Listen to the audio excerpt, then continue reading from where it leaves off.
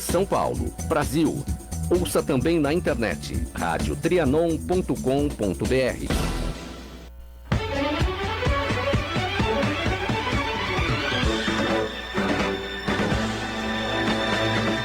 Metrópole em Foco está no ar.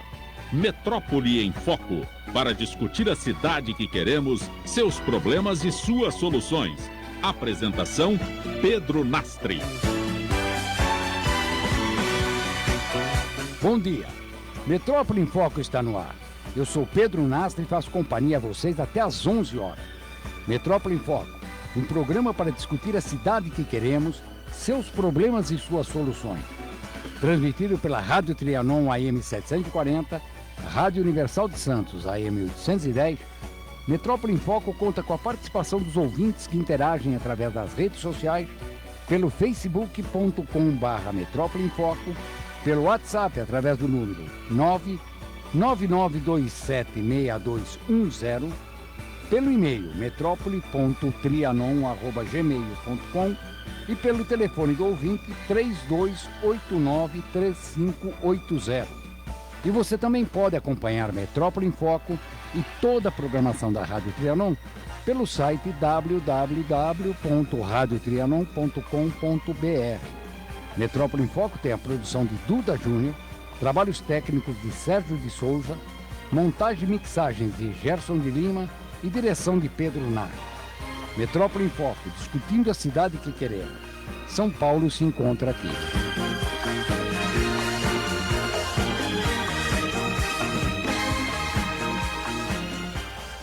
Tá sabendo da novidade? O Pix no Sicredi. Será uma nova forma de transferir, pagar e receber. Todo mundo pode usar? Sim, o Pix é para pessoas e empresas. Em quanto tempo o dinheiro cai na conta? Você faz transferências em 10 segundos e o dinheiro entra na hora. É rápido, hein? Já posso usar? A partir de novembro, você já poderá usar o Pix 24 horas por dia, 7 dias por semana. É associado Sicredi? Faça já seu cadastro no aplicativo e fique pronto para usar o Pix. No Sicredi, a escolha é sempre sua.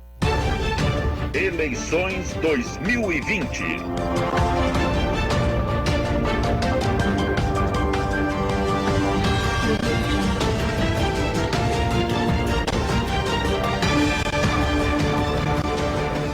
E bom dia! Hoje aqui no Metrópole em Foco, dia 28 de outubro de 2020. Vamos lembrar que hoje é dia do funcionário público, né? E dia de São Judas Tadeu, o santo das causas impossíveis, né? Tá trabalhando bastante São Judas, né? Ah, tadinho dele. Deve estar ocupadíssimo. Mas nós estamos recebendo aqui o Arthur Duval, Arthur Moledo Duval, né? Mais conhecido como Mamãe Falei, né? Eu acho que Mamãe Falei tem muito mais público do que o Arthur Duval, né? O Arthur Duval que tem 36 anos. Tenho 34. 34 anos, né? Ativista aí, integrante do movimento do MBL, Movimento Brasil, mas foi eleito, também é um youtuber, né? Empresário brasileiro aí, e foi eleito para deputado estadual aqui em São Paulo pelo Democratas, né? Democratas, ele foi o segundo mais votado aqui do estado, 478.280 votos, fincado ali, ficou atrás pelo menos Da Janaína, né? da Janaína Pascoal. E ele já saiu do DEM e agora está no Patriota. Bom dia, Arthur Duval, Mamãe Falei, como é que você prefere? Tanto Fique à faz. vontade. Bom dia a todos os ouvintes, obrigado aí à Rádio Trianon por mais essa oportunidade, né? Mais uma vez aqui, quero agradecer o pessoal por ter me feito esse convite. E é isso mesmo, tenho 34 anos, surgi, na verdade, não foi nem da internet, né? Eu estudei engenharia química, me formei em gestão e aí fui trabalhar abrindo empresa de sucata, posto de gasolina, estacionamento, construtora, transportadora. Eu já tive de tudo que você pode imaginar, né? O típico cara que quer empreender e ganhar dinheiro. E aí o que aconteceu foi que quando a Dilma ganhou a eleição em 2014, eu fiquei muito frustrado, fiquei realmente muito triste. E aí eu resolvi ir embora. Falei, eu não vou mais ficar aqui, eu vou embora daqui. Aí eu comecei a ouvir falar que, olha, esse negócio de internet tá dando certo, e as pessoas estão falando de política na internet. Eu falei, pessoas estão falando de política na internet, será mesmo, né? Falei, vamos ver o que é isso. Eu resolvi abrir meu canal. Aí minha vida mudou. Eu abri meu canal chama Mamãe Falei, né? Que é o maior canal de política do Brasil hoje. E ele cresceu muito, né? Para quem não me conhece, eu ia bastante em manifestações, principalmente manifestações de esquerda, né?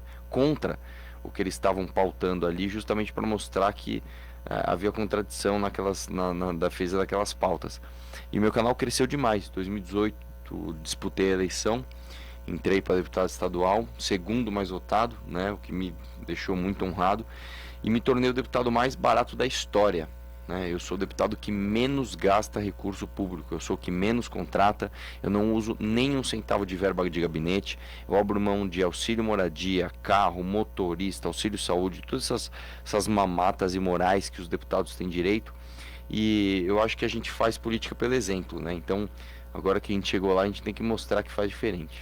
Bom, e você nunca se arriscou na política, foi a primeira vez? Primeira vez, não tenho pai político, não sou herdeiro, não tenho apadrinhamento de cacique partidário, nem nada disso.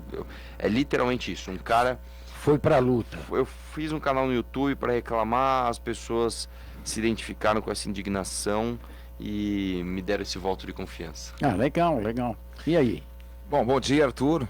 Bom dia, obrigado por estar presente aqui, é um prazer poder falar com você, ouvir as suas ideias. Você tinha toda essa indignação, você montou o seu canal no YouTube, tem mais de quase 3 milhões de seguidores, né? Você fala para um público bastante fiel, e você estava indignado, pensando em sair do país, e de repente você ficou, deu certo, você chegou lá, segundo deputado mais votado, agora você é deputado estadual, está na Lesp. E qual é a sua impressão, agora que você está do outro lado da moeda? Porque antes você fazia vídeos, fazia críticas, e agora você é um que também pode ser criticado, né? Qual que é a sua impressão, Arthur? Agora? Na verdade, assim, quando você milita politicamente, né? Quando você se torna uma pessoa pública, antes de exercer cargo público, você já está à mercê de ser criticado, né? Você coloca suas opiniões, né? E a coisa mais fácil que tem é dar diagnóstico de problema, né? Uma coisa mais fácil que tem é vir aqui reclamar. A coisa difícil é você propor uma solução, né? Então, quando eu vou lá e reclamo, olha, eu não acho que, sei lá, a cor dessa parede é legal. Tá bom, qual cor deve ser? Quando você propõe alguma coisa, você se expõe a críticas. E eu faço isso desde antes de disputar a eleição, né? Então, em relação à crítica, em relação a pessoas divergindo das minhas opiniões, daquilo que eu proponho, eu já estou acostumado, né? E o que mudou para mim, na verdade, quando eu entrei como deputado, foi muito pouco, porque como a gente, né, milita na rua, a gente conhece bastante como que funciona a máquina pública, não houve um choque. O que houve é que basicamente você ganha mais credibilidade, né? A partir do momento que você se torna o segundo deputado mais votado do estado, as pessoas que muitas vezes tentam te qualificar, né, te desqualificar, falando que você é só um youtuber, você é muito jovem, você é isso, você é aquilo, essas pessoas necessariamente têm de respeitar o seu ponto de vista, porque veem que muitas pessoas pensam como você. Então, o que eu sinto da máquina pública, né, quando a gente chega lá e a gente começa a ver como que as coisas funcionam, é que a gente tem muito problema, né, não só de corrupção, que o problema da corrupção no Brasil, claro, que é um enorme problema, mas principalmente, para mim, o principal problema do Brasil não é a corrupção. O principal problema do Brasil chama-se corporativismo, né? O corporativismo ele é muito mais difícil de ser combatido, porque a corrupção é algo objetivamente fora da lei. Então, se você identifica a corrupção, você consegue ali fazer a denúncia, você consegue expor aquilo e aquilo fica claramente muito nítido, né, para as pessoas de que está errado. O corporativismo já é um pouco diferente, né? Quando as pessoas votam de acordo com corporações, quando as pessoas defendem interesses de pequenos grupos da sociedade em detrimento de todo o resto, né? Eu posso dar vários exemplos aqui, por exemplo, privilégio para a categoria A ou B, é uma coisa que não é ilegal e é uma coisa muito mais difícil de você identificar e mostrar para as pessoas que não é o certo, né? Então é realmente muito mais complicado o corporativismo que a gente tem, né, no Brasil e na máquina pública.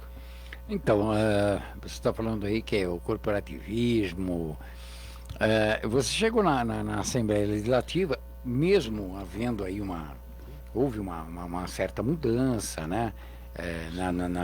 Mas não chegou pelo menos a ao desejo da população, que seria, assim, na verdade, uma mudança de 100%, né? São 94 deputados, e você chega ali, mesmo com essa renovação, você vai encontrar aí aqueles velhos caciques ainda no corporativismo, e isso a gente sabe que é muito difícil, né?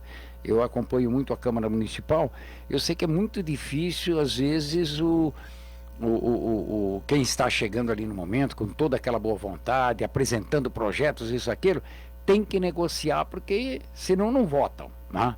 E aí você vê, olha, eu abro mão de uma série de coisas, mas não vejo os outros fazerem do mesmo jeito. É frustrante isso, né? Na verdade o que acontece é o seguinte, olha só, quando a gente fica nessa luta vencida, né, de achar que é só bater de frente com o tal do sistema, isso não funciona, né? Mas quando você expõe algumas coisas e você de fato dá luz a coisas que nunca foram vistas antes, você consegue progressos históricos. Eu vou dar um exemplo para você, alguns exemplos objetivos.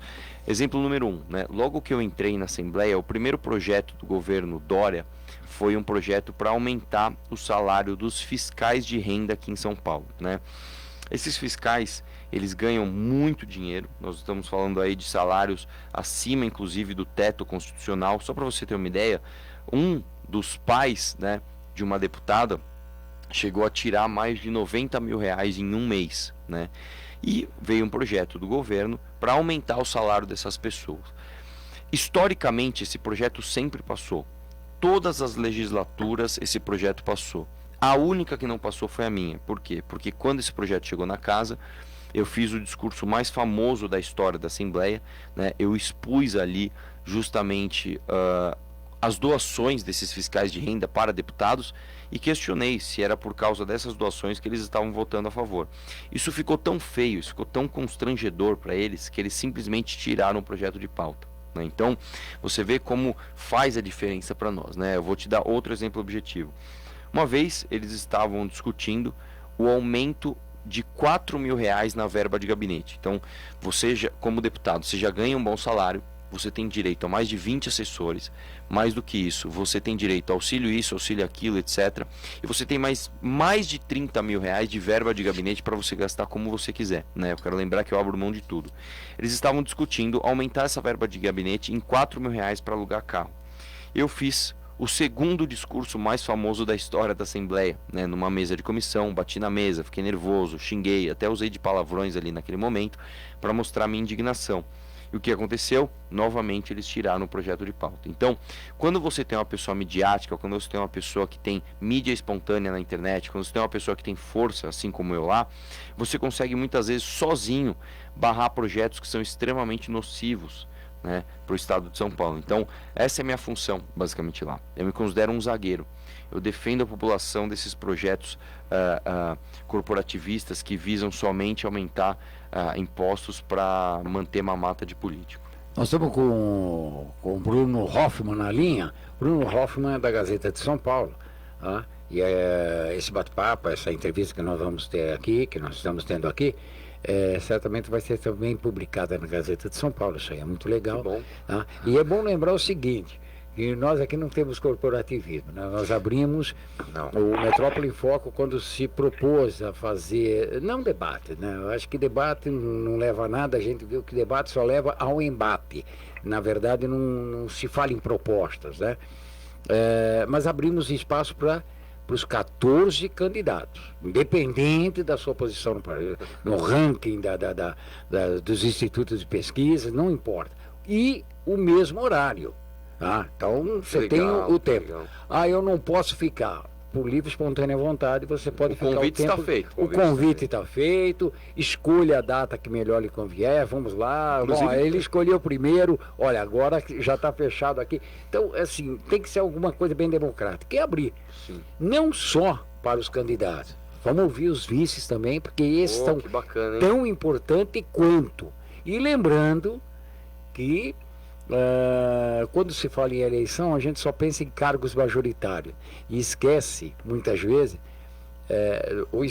né, que tanto os vereadores quanto os deputados são tão ou mais importantes que o executivo, porque são eles que vão formular as leis e depois vão fiscalizar se elas são cumpridas ou não. Então isso é muito importante. A gente procura elucidar o ouvinte eleitor. E nós estamos com o Bruno Hoffman aqui na linha. Bom dia, Bruno. Bom dia, Pedro, bom dia, Dilson, bom dia especial ao candidato. Fique à vontade. Fazendo a primeira pergunta aqui. O senhor pauta, candidato, sua trajetória política por uma agenda liberal. Eu queria que, para o eleitor entender, né, se há algum país que o senhor se espelha, que alguma coisa que já tenha acontecido, em qual liderança política fora do MBL o senhor se inspira? E eu também queria que o senhor dissesse que o MBL, no início, apoiava o Maurício Macri na Argentina. Eu queria entender qual a visão do partido, ou qual a sua visão após o governo dele na Argentina. O que deu certo, o que deu errado, por que o liberalismo não foi implantado da maneira esperada por lá? Obrigado pela pergunta. Na verdade, só para esclarecer para as pessoas o que é ser liberal, né? Na verdade, você ser liberal é você duvidar, é você ser cético em relação ao papel do Estado na vida do cidadão, né? Então, diferente de pessoas mais à esquerda que acreditam num planejamento centralizado ou numa máquina pública inchada e interventora, né? Nós acreditamos no contrário, nós acreditamos na liberdade de mercado, né? Trazendo por uma linguagem mais simples, eu acredito muito mais na capacidade do empreendedor, na capacidade das pessoas trabalharem e livremente descobrirem os caminhos, né, para uma vida melhor, né, do que um Estado ali dizendo para você o que você deve ou não fazer. Um exemplo básico que eu posso dar aqui é o seguinte, né? Eu acredito muito mais, eu vou fazer uma analogia até engraçada. Eu acredito muito mais no Uber do que no táxi, né? Só para entender exatamente o que é, por exemplo, uma das diferenças do liberalismo. Eu não acredito que um grupo de vereadores e um prefeito devam decidir quantos motoristas devem existir. Eu acho que isso deve ser algo definido pelo próprio mercado, né? A lei da oferta e demanda. Eu não acredito no governo dizendo, por exemplo, qual o valor de aluguel da sua casa. Eu acredito que o próprio mercado se adeque melhor ao fazer isso, né? Eu não acredito em inchar a máquina pública, cheio de funcionário público. Eu acredito nas pessoas trabalhando e pagando menos impostos. Então, é basicamente isso que é ser liberal. Se eu puder citar um grande brasileiro que foi liberal, por exemplo, o Roberto Campos, né? Inclusive participou da Constituinte, fez uma luta hercúlea ali para que a gente tivesse uma Constituição mais liberal, menos interventora. Infelizmente essa luta não era uma luta popular, né? As pessoas sequer sabiam o que era o liberalismo. Inclusive a gente tem a Constituição que tem por causa dessa falta de informação das pessoas, mas acho que o Roberto Campos, né, foi um grande liberal. Quem quiser conhecer mais sobre ele, procure as entrevistas do Roberto Campos no Roda Viva, né? São entrevistas muito bacanas, né? E nós estamos falando de entrevista ali do início dos anos 90 que realmente dão aula pra gente até hoje. Em relação ao Maurício Macri na Argentina, só lembrando, tá? O Maurício Macri é o ex-presidente argentino, né? Antes agora do kirchnerismo voltar, nós tivemos um lapso de esperança com o Macri, que era um empresário, se dizia liberal, mas ele errou demais. Ele não conseguiu implementar o liberalismo na Argentina, né? Por diversos motivos, né? Força ali de Congresso, força ali de populismo do próprio Macri. Então, não acredito que o Macri tenha conseguido com sucesso implementar o liberalismo. Quando a gente vai dar exemplos bem-sucedidos de liberalismo, a gente cita, por exemplo, Singapura, a gente cita Hong Kong, a gente cita Austrália, Canadá, até os Estados Unidos em algum ponto, a Suíça, né, que são países que muitas vezes não apoiados somente em recursos naturais ou necessariamente em industrialização, mas em prestação de serviço e justamente ali no fomento de novas tecnologias e, como eu falei, prestação de serviço, através da liberdade econômica, são países que se desenvolveram muito rápido, né? Se você pegar, por exemplo, Singapura, há 70 anos atrás, Singapura não tinha sequer saneamento básico, né? Era literalmente as pessoas fazendo cocô no chão. E Singapura hoje é um exemplo de progresso justamente porque o governo deixou com que as pessoas trabalhassem e empreendessem. Portanto, eu acredito muito que a gente deva diminuir o poder do governo, diminuir o poder do Estado, diminuir o tamanho da máquina pública, diminuir imposto, diminuir carga tributária, diminuir regras e leis inúteis, diminuir regulação e deixar que as pessoas sejam mais livres para empreender e gerar riqueza. Adilson. Bom, Arthur, você começou no início aqui da sua fala falando em propor soluções. Agora que você está do outro lado, você agora é um deputado estadual, é um parlamentar e você fala em propor soluções. Eu vou fazer uma pergunta aqui, que gerou bastante polêmica nas redes sociais, né? Nós temos a situação em São Paulo de cerca de quase 26 mil moradores em situação de rua. A população de rua cresceu muito por conta da pandemia também.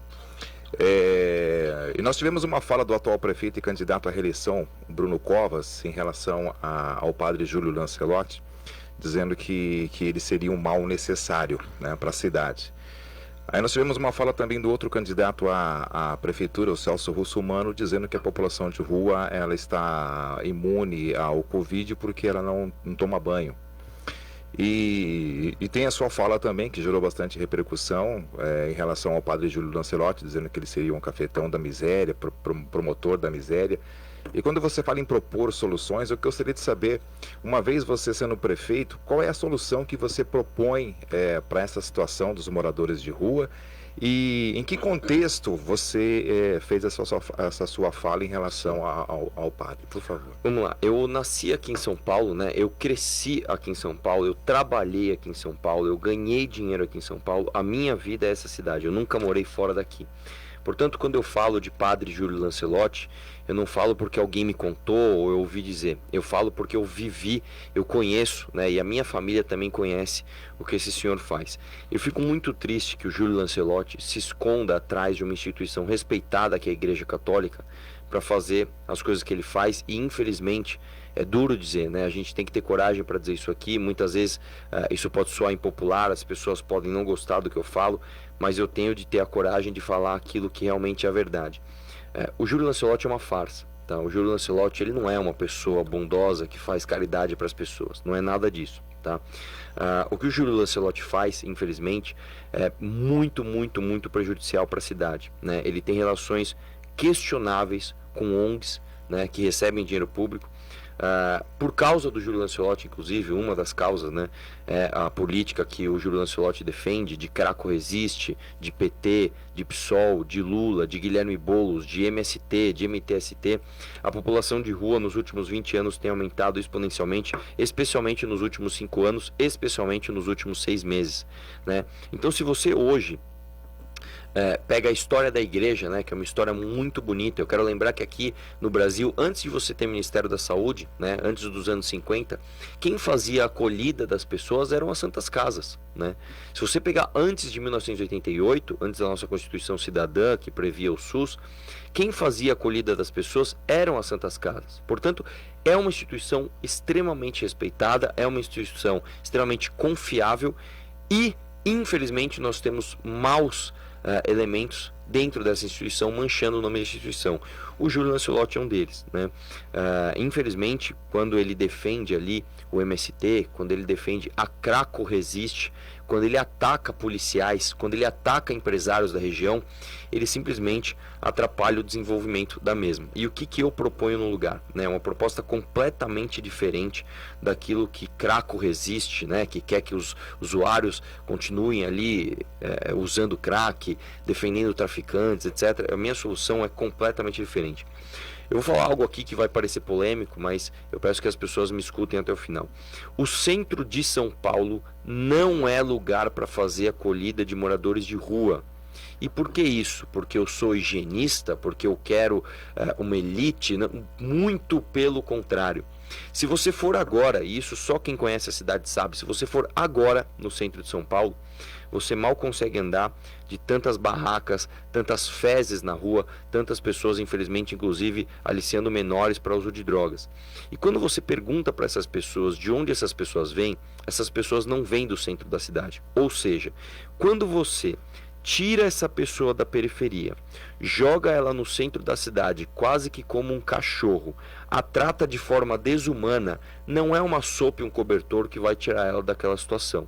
Você precisa oferecer o equipamento social completo, e não adianta a prefeitura para ser vista por artistinha do Leblon, não adianta a prefeitura para ser capa de revista, não adianta ONGs ou o próprio Júlio Lancelotti para ser capa da Veja São Paulo, irem lá montar uma tenda e dar uma semi-assistência para essas pessoas que vai tirá-las da rua. Muito pelo contrário, né? Como eu falei, a população de rua vem aumentando exponencialmente.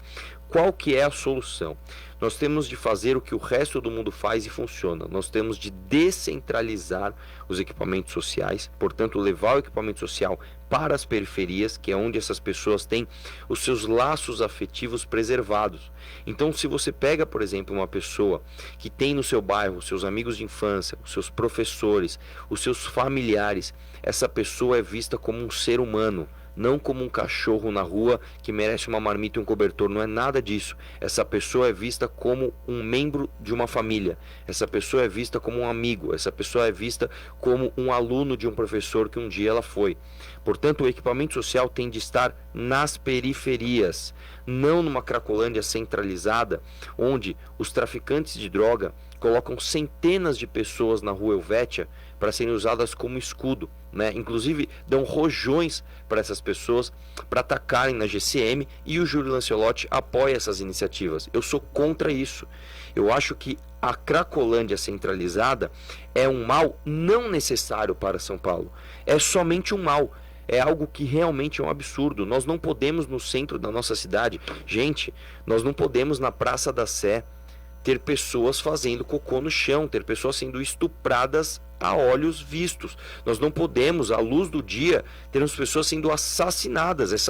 Há 15 dias atrás morreu um policial. Há um mês atrás morreu outro policial lá. Isso não é aceitável. Eu ouço a minha avó dizer que ela andava a pé na Praça da República, que ela andava a pé na Praça Princesa Isabel, que ela andava a pé na Praça da Sé. Como é que nós vamos ter orgulho da nossa cidade se a gente deixa isso acontecer? Nós não podemos fazer isso. Nós temos de descentralizar o equipamento social, e o equipamento social tem que ser oferecido de forma completa. Eu quero lembrar que hoje o equipamento social aqui em São Paulo ele apresenta um grande defeito, né? Vários, na verdade. Um deles é que, por exemplo, ele não acolhe o núcleo familiar. Se você tem uma família que está em situação de rua, e muitas vezes é um trabalhador, é uma trabalhadora que acabou não tendo oportunidade, ou por causa dessa crise sanitária acabou sendo despejado, esse núcleo familiar não pode ser segregado. Na hora de dormir, você não pode separar o pai da mãe da criança, muitas vezes até do cachorro. Você tem de ter um equipamento social que acolha o núcleo familiar. Mais do que isso, você tem de ter regras um pouco mais flexíveis para essas pessoas. Hoje, para um morador de rua adentrar um equipamento social, as regras são extremamente rígidas. Ele tem um horário ali para entrar, ele tem um horário muito cedo para sair. Isso espanta essas pessoas. Então, você trazendo a pessoa para o equipamento social atendendo o núcleo familiar, o equipamento social estando na periferia, você traz a pessoa para ela ser acolhida de uma forma completa. Ela não vai ter uma sopa e um cobertor. Ela vai fazer 3 refeições por dia. Ela vai ter acompanhamento de um psicólogo. Ela vai ter um espaço ali de convivência, onde ela vai encontrar mais pessoas para que em grupos de apoio ela consiga sair dessa situação. Portanto, a situação passa por a gente parar de demagogia, voltar a ter orgulho de São Paulo, levar o equipamento social para as periferias e acolher essas pessoas como seres humanos. Bom, nós vamos entrar num pequeno intervalo, porque nós vamos agora ter o boletim do trânsito. E lembrando que o Metrópole em Foco ele tem oferecimento Sicredi. Sicredi é a primeira instituição financeira cooperativa do Brasil. E agora, a mais pedida pelos ouvintes, a número 1 das paradas. Afinal, quem não quer 500 mil reais? Quero vê-lo sorrir, quero vê-la poupar, quero vê-lo poupando pra ganhar sem parar. Promoção Poupar e Ganhar Sem Parar Sicredi. O mês da poupança chegou e com ele o sorteio do nosso prêmio especial de R$500 mil. Deposite e participe. Saiba mais em poupareganharsemparar.com.br. As matrículas para o Colégio Objetivo já estão abertas. O Objetivo tem mais de 50 anos presente no ensino dos seus filhos, na educação infantil, nos ensinos fundamental e médio e também no pré-vestibular. E foi eleito o melhor colégio e o melhor curso de São Paulo, segundo o Datafolha. Colégio Objetivo, educação de qualidade. Acesse objetivopertodevocê.com.br. Em toda a caminhada, há sempre um objetivo. 9h30. Em tempo real, as informações do trânsito na Trianon. O Seguro Auto Use tem Use Friends, um programa de recompensa em grupo que troca pontos por dinheiro. Acesse use.com.br e saiba mais. Daqui pra frente, Use. Atenção com um acidente gravíssimo na Rua Vergueiro, logo no início, ao final da Avenida Liberdade. Foi na altura da Rua Pedroso, no sentido bairro da Rua Vergueiro. Um atropelamento por ônibus, infelizmente, deixou uma pessoa morta no local. O bloqueio é total da Rua Vergueiro, trânsito congestionado agora nessa aproximação, e quem já está na Liberdade deve sair então para o viaduto Condessa de São Joaquim como alternativa. Também bloqueia completamente agora a Rua Pedroso, na altura da Rua Vergueiro. Então há dificuldade agora nessa saída do viaduto Pedroso, outra vez melhor o viaduto Condessa de São Joaquim. Não há interferência agora na Vergueiro no sentido centro, mas há lentidão na passagem pela estação São Joaquim do metrô. A Use tem seguro alto com parcelas a partir de R$ 45. Consulte condições em use.com.br e faça sua cotação. Daqui para frente, Use. No decorrer da nossa programação, as informações do trânsito em tempo real. Aqui no 740M da Rádio Trianon.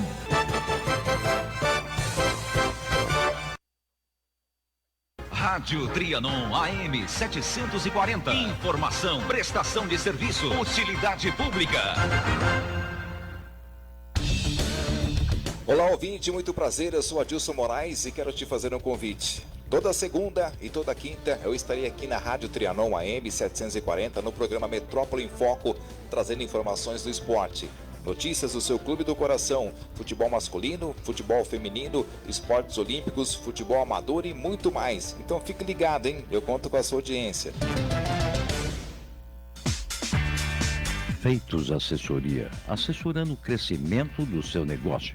Assessoria contábil e fiscal, assessoria em administração de pessoal, legalização de empresa, declarações de imposto de renda, pessoa física e jurídica, licenças CETESB, bombeiros e prefeitura.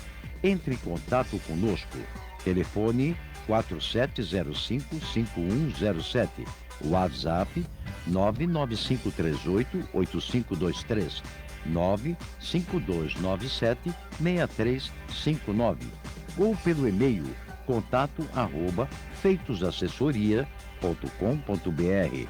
Avenida das Conchas, 678, Cidade de São Pedro, Santana do Parnaíba. Se você tem dúvidas ou quer receber orientações sem compromisso, consulte a Feitos Assessoria.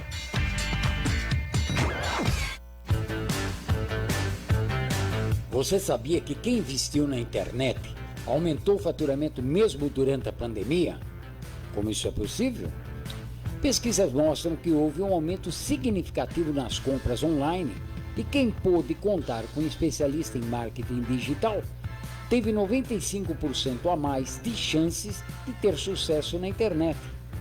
Entre em contato pelo WhatsApp 11 98790 5959 e contrate uma consultoria com Almec Lima, o seu especialista em marketing digital.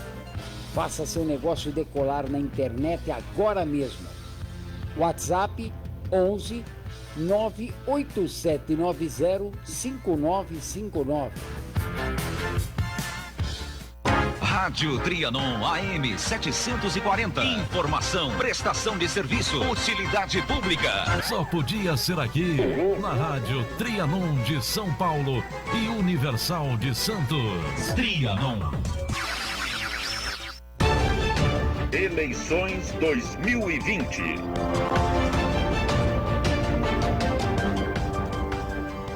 Retornando aqui a nossa bateria de entrevista aqui com os candidatos à Prefeitura de São Paulo. Hoje nós estamos recebendo aqui Arthur Duval, Mamãe Falei, ele que é candidato à Prefeitura de São Paulo pelo Patriotas. O Bruno ainda deve estar lá no ar, né? Quietinho ali, ó. Candidato, ganhando as eleições, vai estar assumindo uma prefeitura num momento diferente. Né? Ninguém viveu esse momento, né? Que não só a cidade, o país, né? Vem passando. E sabe que vai ser assim, um grande desafio. Né? Como o senhor pretende compor as contas da prefeitura nesse momento, até porque a arrecadação deve cair bastante, como o empreendedor sabe como isso aí funciona, como é que pretende compor as finanças da prefeitura e os investimentos, para fazer investimentos aqui na cidade de São Paulo? Sim, na verdade é o seguinte, uma das coisas que a gente tem que tomar cuidado, tá? Eu peço para que quem estiver ouvindo tome muito cuidado com isso, é com promessa falsa, né? A verdade é o seguinte, o orçamento de São Paulo hoje gira em torno de 68 bi, tá? 90% desse orçamento já está comprometido. Só que nós temos um problema, tá? E ninguém vai querer vir aqui e falar isso em véspera de eleição, né? Mas é a verdade. Nós vamos ter um enxugamento de aproximadamente 9 bi por ano que vem. Então é um enxugamento muito robusto. A verdade é o seguinte, não tem dinheiro. Não tem dinheiro para construir nada, não tem dinheiro para fazer obra faraônica. Então quando o cara vier aqui te prometer auxílio, quando ele vier te prometer alguma coisa, traduza isso para os seus ouvidos como aumento de imposto. Toda vez que um prefeito vier aqui falar, vou construir isso, vou construir aquilo, vou não sei o que lá, na situação atual é aumentar imposto. É aumentar IPTU, é aumentar ISS. Ponto final. Não existe como você fazer auxílio, não existe como você construir nada na cidade sem tirar do seu bolso. Né? Então, eu sou da opinião contrária. Eu acho que a prefeitura, ela tem que fazer o arroz com feijão bem feito. Ela tem que fazer ali o básico bem feito. Né? Eu não acho que a prefeitura tem que fazer obras extravagantes, gastar 100 milhões de reais na revitalização do Vale do Anhangabaú, que inclusive alagou, né, logo após a inauguração. Eu não sou dessa opinião. Eu sou da opinião que a prefeitura tem que fazer o básico e parar de te encher o saco. Não existe outra palavra, não. A prefeitura tem que parar de te encher o saco. Hoje, quando você vai empreender, é tudo muito difícil. Sabe, qualquer coisa que você vai fazer, tem um fiscal da prefeitura na tua porta, tem uma licença que você precisa tirar, tem uma lei inútil para te atrapalhar. Eu acho que o papel da prefeitura é deixar você empreender, né? E com isso, você pensar em usar o dinheiro de forma austera, né? Eu quero lembrar que eu, como deputado, sou o deputado mais barato da história. Então dá para fazer. Nós temos a boa notícia, tá? Porque nem de só umas notícias é feito o mundo, né? A boa notícia é que nós temos uma oportunidade histórica agora em São Paulo, tá? Quando a gente fala de cidade, a coisa mais importante que existe, a número 1, quando falar de cidade, a coisa mais importante que existe é uma coisa chamada plano diretor. O que é o plano diretor? O plano diretor é basicamente como você vai usar o chão da tua cidade. É o que você vai construir do lado do quê? Então eu vou dar um exemplo para você. Vamos supor que eu tenha que construir uma cidade do zero. Tem um mato ali, eu quero construir uma cidade. Eu não vou colocar uma escola do lado de uma usina nuclear, certo? Quem é que faz isso? É o plano diretor. É o plano diretor que decide como a sua cidade vai ser. O plano diretor de São Paulo, ele é revisto uma vez por década. Ou seja, uma vez a cada 10 anos, a gente revê o nosso plano diretor. Qual que é a boa notícia? Qual que é a oportunidade que nós temos que aproveitar agora? O plano diretor de São Paulo vai ter a revisão na próxima gestão. O próximo prefeito vai fazer o plano diretor de São Paulo novo. Isso é uma oportunidade tremenda. Para quê? Para que a gente utilize o potencial que a nossa cidade tem. Eu vou dar um exemplo aqui para vocês que vocês não vão acreditar.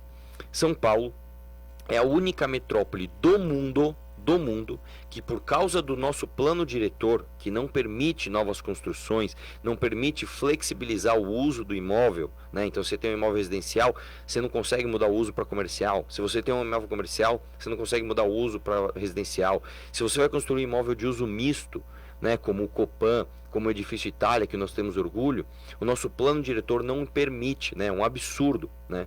Então, o que a gente faz? São Paulo é a única metrópole do mundo que as regiões centrais, e quando eu falo regiões centrais, eu não falo de Praça da Sé só não. Eu falo de Praça da Sé, Cambuci, Moca, Ipiranga, Vila Mariana, Vila Madalena, Carrão. todos esses bairros que são bons, os bairros que tem metrô, os bairros que tem árvore, os bairros que tem segurança, infraestrutura, nós perdemos população. Nos últimos 20 anos, você que está me ouvindo, se você mora num bairro bom, presta atenção no que eu vou te falar. Nos últimos 20 anos, o seu bairro perdeu população. Isso é um absurdo. Porque essa população não está sumindo, ela não está desaparecendo, ela não está virando pó, ela está indo para as periferias. Quando você pega Campo Limpo, quando você pega Brasilândia, quando você pega Engenheiro Marcilac, Parelheiros, quando você pega Arthur Alvim, esses bairros têm crescido muito. E isso é muito ruim. Porque significa mais pessoas tendo que pegar 3 horas de ônibus para ir trabalhar. Significa pessoas não tendo saneamento básico. Significa pessoas não tendo acesso à educação. Então, isso tudo parte de um planejamento errado do plano diretor. Se vocês me permitirem, eu vou contar uma história aqui.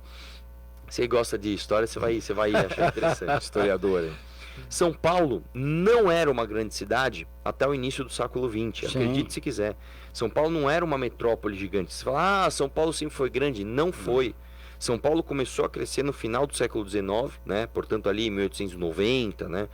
E início do século XX. Então, por conta da imigração. Exatamente. Nos anos 1900, 1910, São Paulo começou a ter muita imigração e São Paulo chegou no seu auge nos anos 50. Se você pegar os grandes edifícios, as grandes construções de São Paulo que nós temos orgulho, eu acabei de citar aqui, Copan, Martinelli.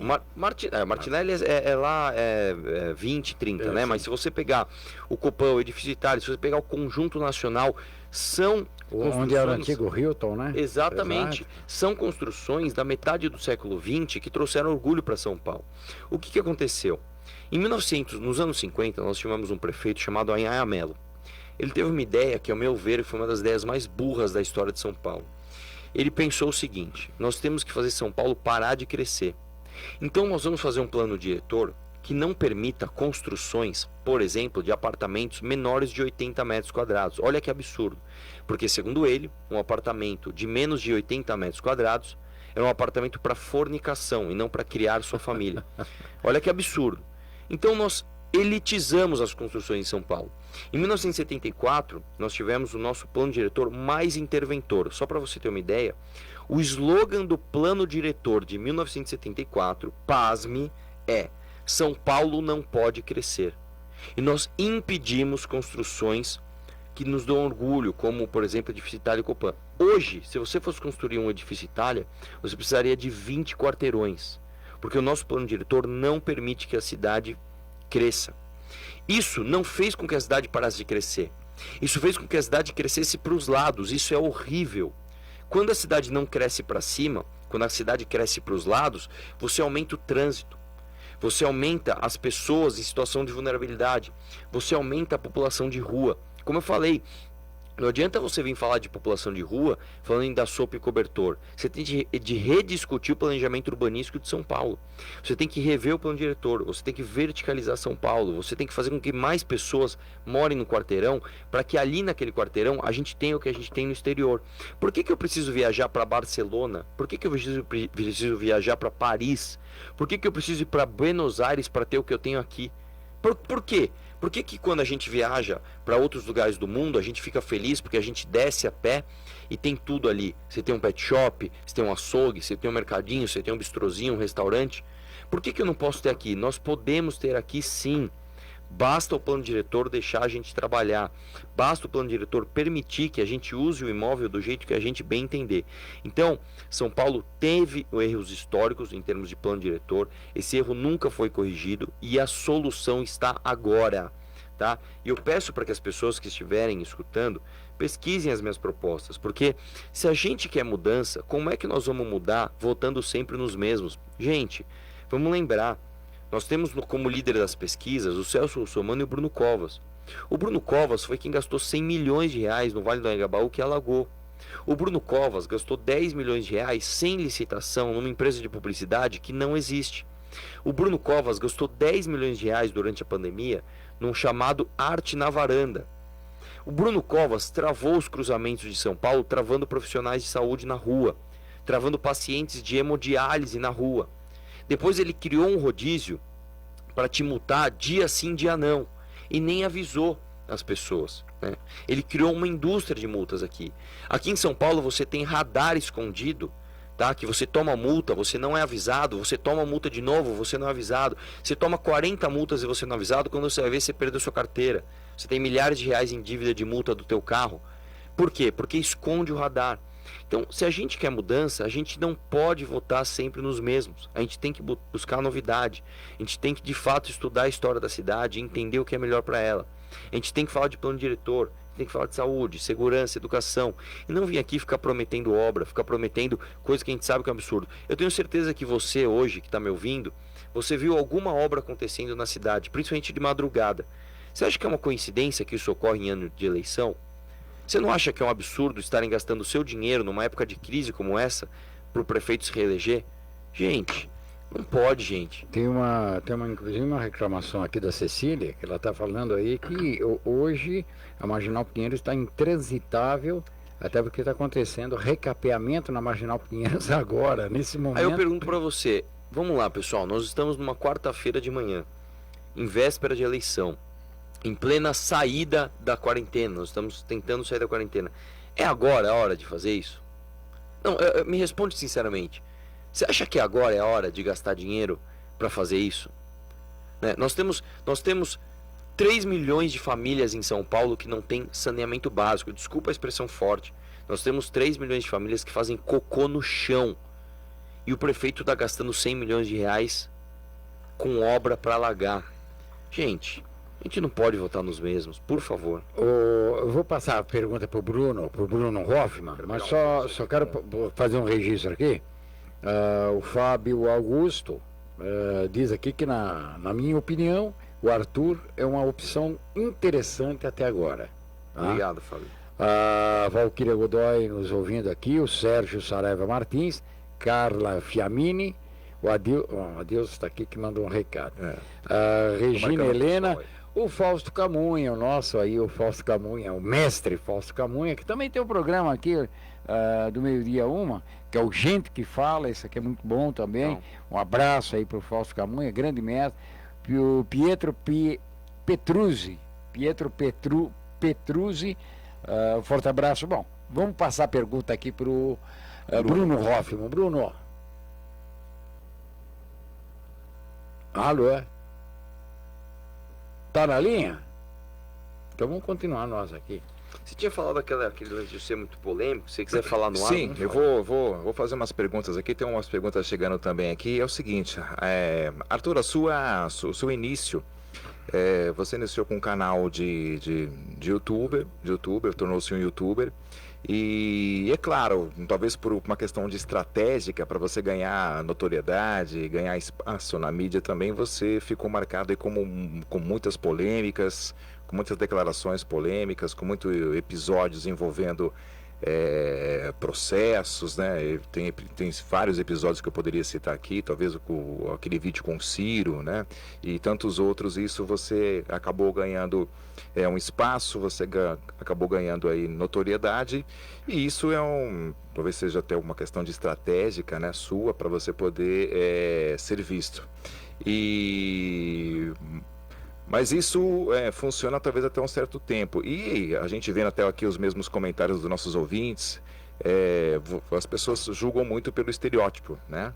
E você é marcado por ser um cara polêmico. Agora que você conseguiu se eleger, você é deputado estadual, como é que você vê isso, essa questão dessa imagem de você ser polêmico, e se você pensa em trabalhar isso, né, essa mudança de estereótipo, porque você já tem aí 2,5 milhões, quase 3 milhões de seguidores, mas você fala para um público seu que já é convertido, é um público que já se identifica com você desde o passado. Para você ganhar novos adeptos e ser ouvido por outras pessoas que talvez tenham esse preconceito com a sua imagem, como é que você pensa em mudar isso, em passar uma imagem talvez de uma pessoa mais séria, menos polêmico, lembrado mais pelas suas ideias do que pelas suas polêmicas, Arthur? Sim, na verdade é o seguinte, a polêmica pela polêmica, ela não serve de nada, né? Se você pegar quantas pessoas não... existem linhas diferentes, eu vou tentar exemplificar aqui. Vamos colocar 3 linhas aqui. Você tem, por exemplo, a linha do seu conhecimento, do quanto que você é conhecido. Essa linha ela pode variar, você pode ser um desconhecido. Se eu, por exemplo, sair pelado agora na Paulista, vou ser conhecido no Brasil inteiro, né? Isso vai me trazer o que além disso? Nada. Então essa é uma linha que você não pode tomar ela como linha principal. Você tem uma segunda linha, que é a linha da aprovação daquilo que você fala. Então, por exemplo, se eu vier aqui falar amenidades, se eu falar que eu sou a favor de acabar com a fome, que eu sou a favor da paz mundial e que eu sou a favor de parar com briga, eu vou ser querido por todo mundo, mas eu não vou estar propondo nada. Essa também não é uma linha que você deve tomar como principal. Agora tem uma terceira linha, que é a seguinte: é uma linha que, se você cruza ela, se você perde ela, você nunca mais recupera, que é a linha da credibilidade. Eu venho crescendo nos últimos 5 anos, não é por conta de polêmica tola, não, porque polêmica tola não dá voto, né? Eu tive 500 mil de votos, fui o segundo deputado mais votado, não porque sou um cara polêmico, mas porque eu tenho essa linha muito fortalecida, que é a linha da credibilidade, né? Quando as pessoas analisam a minha história, quando as pessoas veem o jeito que eu me porto, elas veem autenticidade. Eu posso falar muitas vezes coisas que você não gosta de ouvir, mas eu vou estar falando a verdade. E uma das coisas que eu prometi para mim mesmo, né, antes de eu ser deputado, antes de eu estar no YouTube, antes de eu ser conhecido, antes de ser famoso, é que eu jamais esqueceria de quem eu sou e de onde eu vim. Então, não é porque hoje eu sou um deputado, não é porque hoje eu tive 500 mil de votos, não é porque hoje eu tenho quase 3 milhões de pessoas no meu canal, que eu vou mudar, que eu vou ser uma pessoa diferente, que eu vou parar de comprar as brigas que eu sempre comprei.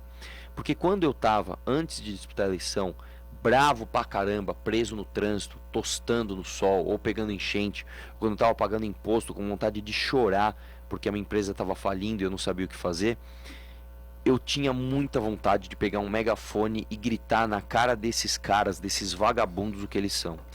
Então, quando eu tive o holofote em mim, quando eu tive o microfone, quando eu tive voz, quando eu tive milhões de pessoas olhando porque eu ia falar, eu falei exatamente aquilo que eu tinha vontade.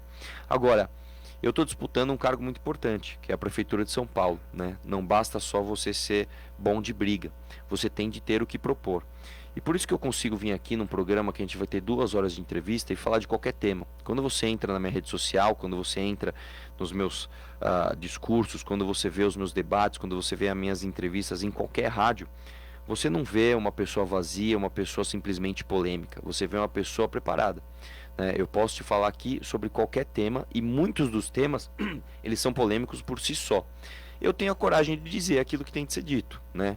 Se isso vai trazer um efeito colateral de algumas pessoas quererem me taxar, que traga. Eu acho muito interessante que as pessoas tentam me desqualificar, mas poucas delas conseguem rebater as minhas propostas. Essa história dos moradores de rua é uma delas. Eu venho aqui, eu falo mal do padre, eu falo mal das políticas assistencialistas da atual gestão, eu falo mal de ONGs como Craco Resiste, eu falo mal de movimentos como MTST, e as pessoas ficam bravas. Mas quando eu falo as minhas propostas, nunca ninguém rebateu. Nunca. Quando eu falo de descentralização de equipamento social, eu não vejo ninguém vir aqui trazer dados, números e evidências que comprovam que eu esteja errado.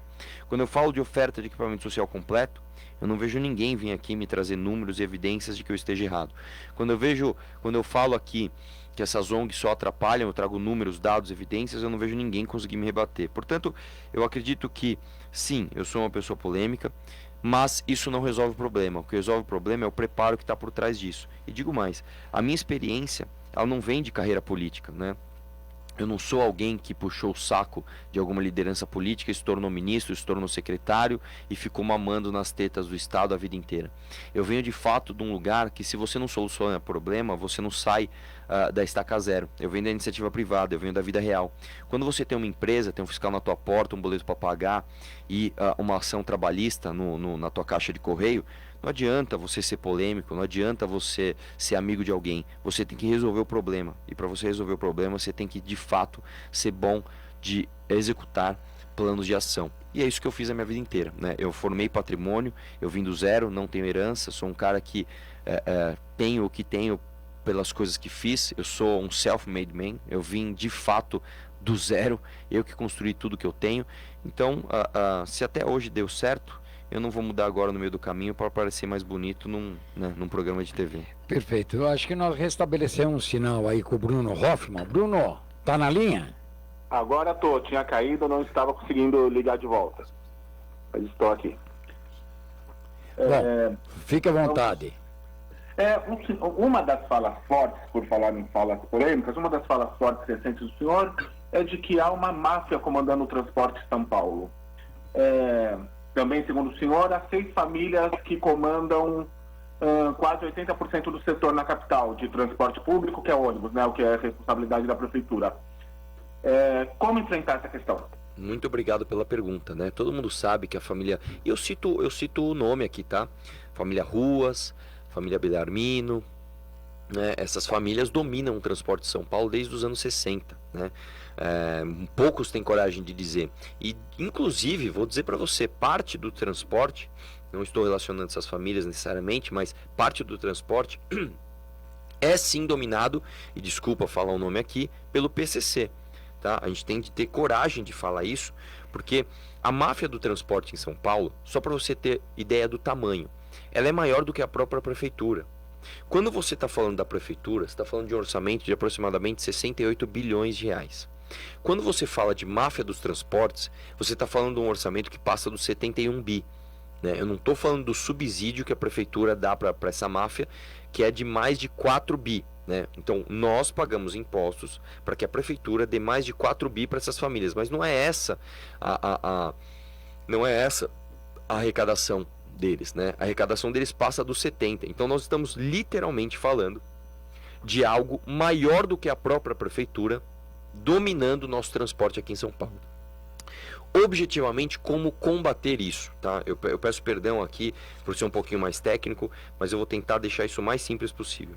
São Paulo é uma das únicas metrópoles do mundo, é a única deste tamanho que comete um erro aqui, um erro proposital.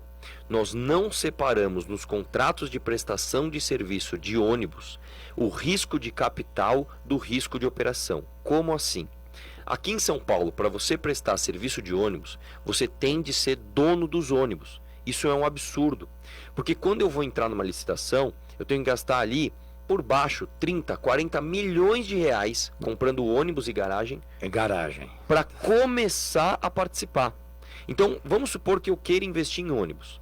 Eu não vou gastar 40 milhões de reais para comprar uma garagem em ônibus para correr o risco de sequer ganhar uma licitação.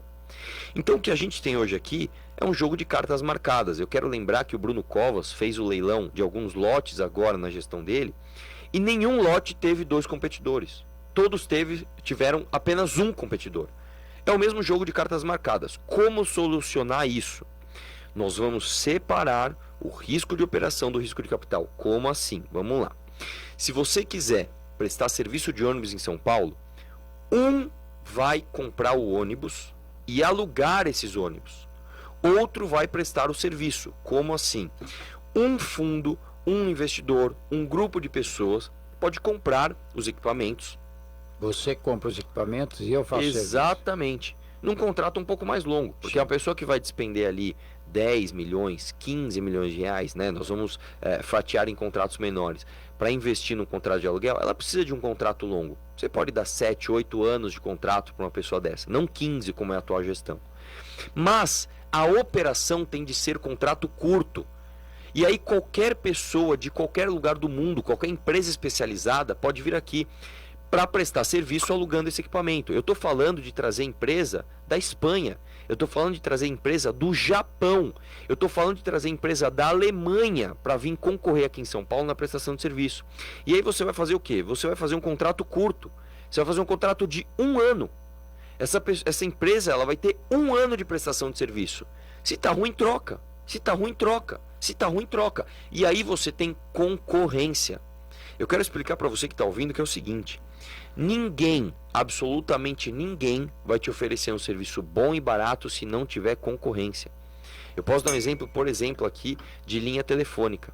As linhas telefônicas em São Paulo, quando elas eram estatais, não sei quem lembra aqui da Telesp, elas eram horrorosas. Você precisava pegar uma fila imensa para ter direito de comprar uma linha. Quando você comprava uma linha, você vendia ela porque ela era caríssima.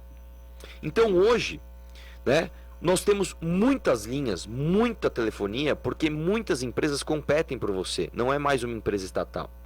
Então a gente tem que fazer a mesma coisa no ônibus. A gente não pode deixar que 6 famílias dominem o transporte em São Paulo há 60 anos. Isso não pode acontecer. Nós temos de ter muitas empresas competindo por você o tempo todo. Então, aí sim você vai ter um preço justo sem gastar o tanto que a gente gasta com subsídio. Então, é competição a chave do sucesso. E não pode, até porque você ganhando as eleições, certamente não vai ter a maioria na Câmara. Vai ter que fazer algumas coisas ali dentro para começar a ter maioria, né? Você não sofre resistência, não vai, até nessa questão aí dos ônibus, não poderia sofrer uma resistência dos vereadores, daqueles que têm interesses? Olha só, como que funciona aqui em São Paulo? A gente sabe que nós temos vereadores, inclusive, do crime organizado aqui. Tá? Eu não posso citar nomes, senão sofro processo, mas todos nós sabemos quem são os vereadores aqui de São Paulo que são do PCC. Tá? Como que você faz para enfrentar essas pessoas? Aqui em São Paulo, diferente do Congresso Nacional, a política é feita diferente. Eu vou explicar aqui, pretendo não me estender. Quando um presidente da República quer passar uma lei, ele tem que conversar com 513 deputados do Brasil inteiro. É muito difícil. Aí vamos supor que ele consiga, e ele passe uma lei na Câmara Federal dos Deputados. Aí ele tem que ir lá conversar com 80 e tantos senadores que têm mandato de 8 anos e eles não estão muito se importando com a popularidade espontânea daquilo que eles vão votar. Então é muito difícil. Quando você fala de política municipal, a realidade é completamente diferente. A Constituição, ela dá ao prefeito muito poder. Então quando você pega um vereador, né, você está falando de uma pessoa que tem um mandato de 4 anos, que ela está ali no bairro vizinho, né? E o maior estímulo dessa pessoa é se reeleger. Então, 90% dos vereadores, nós temos 55 vereadores em São Paulo. Vamos por aí, vou até ser bondoso, vamos por que você tenha 5 vereadores ideológicos, você tenha 5 vereadores de oposição. Você ainda tem 45 vereadores que são fisiológicos, são vereadores do bairro que querem fazer algo pelaquela região no ano de eleição. O orçamento está todo concentrado na mão do prefeito. Então, você tem muito poder de chegar nesses vereadores, fazer uma negociação e mostrar para eles que no ano de eleição você vai ser bondoso com o orçamento, com as emendas dele, e ele vai votar com você. Aí você fala, Arthur, mas você está fazendo uma lista de desejos. Não é uma lista de desejos. Historicamente, tudo aqui em São Paulo passa, para o bem ou para o mal. Vou dar um exemplo para você. Aqui em São Paulo, passa a taxa do lixo, que é impopular. Aqui em São Paulo passou Lei Cidade Limpa, que é impopular. Aqui em São Paulo passou aquela lei que, por exemplo, você não poderia fumar em ambientes privados fechados, que é impopular. Aqui em São Paulo passou reforma administrativa. Aqui em São Paulo passou reforma da Previdência. Aqui em São Paulo passou privatizações.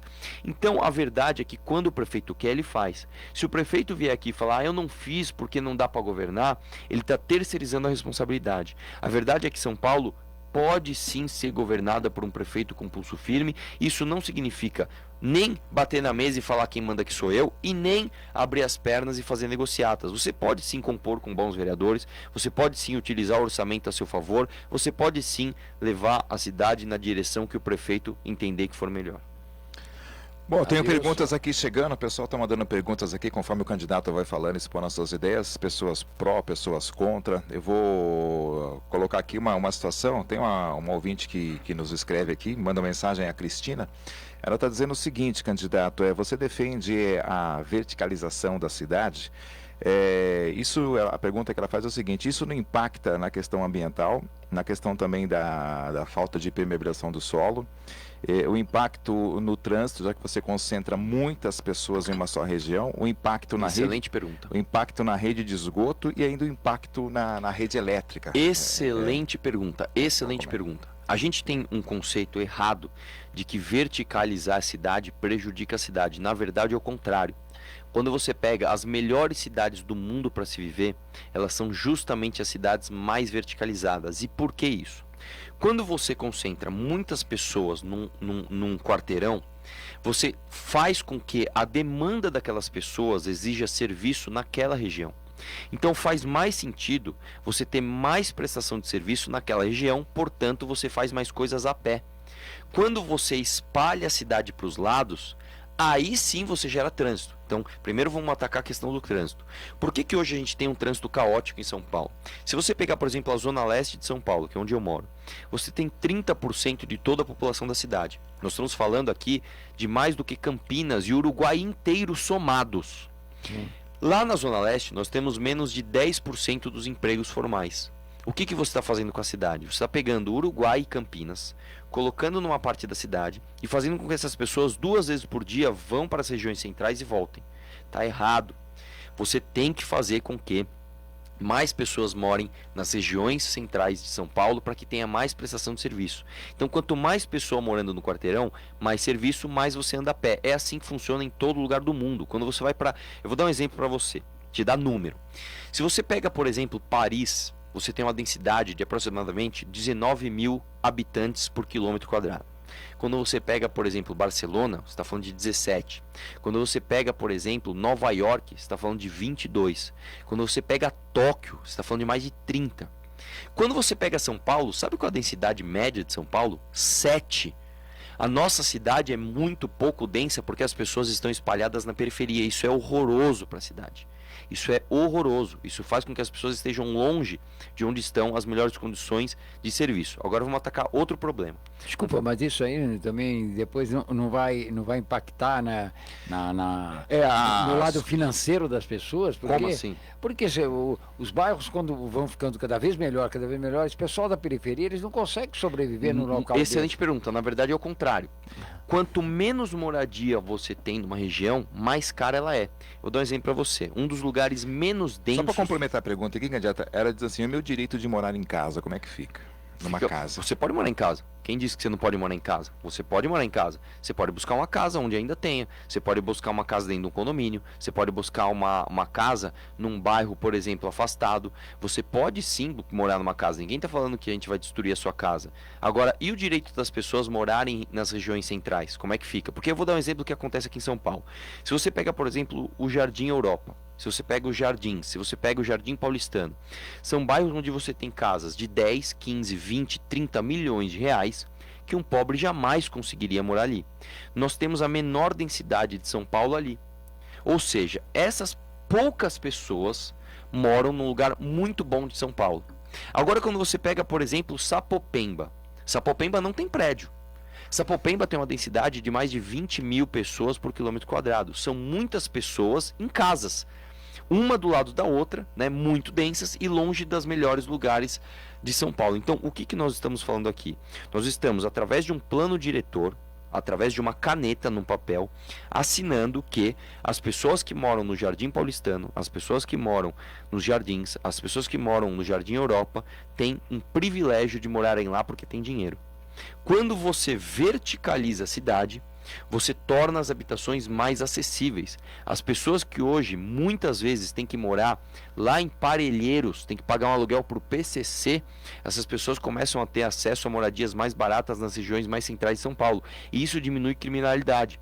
Como é que Nova York acabou com a onda que teve de criminalidade nos anos 80? Além da força policial e da política de tolerância zero, você teve um replanejamento urbanístico para que as pessoas tivessem acesso às melhores coisas da cidade, a direito a viver a cidade. Então, hoje em São Paulo, nós criamos bolsões de privilégios através de uma artificialidade. Mas, candidato, só me permita fazer favor. aqui uma colocação. Quando você propõe isso, trazer as pessoas da periferia para a região central, dar a elas essa oportunidade, você não está ali de uma certa maneira esquecendo a periferia? Ao invés de levar a infraestrutura para a periferia, você está trazendo a população da periferia para o centro, onde já existe uma infraestrutura. Claro, mas é o que faz todo sentido. Eu faço uma pergunta para você. Se eu tenho mais metrô nos bairros A, B e C, e eu tenho mais pessoas no bairro D e F, por que eu vou me apegar no local físico onde essas pessoas moram? Por que eu não posso trazer as pessoas? Eu sou apegado às pessoas.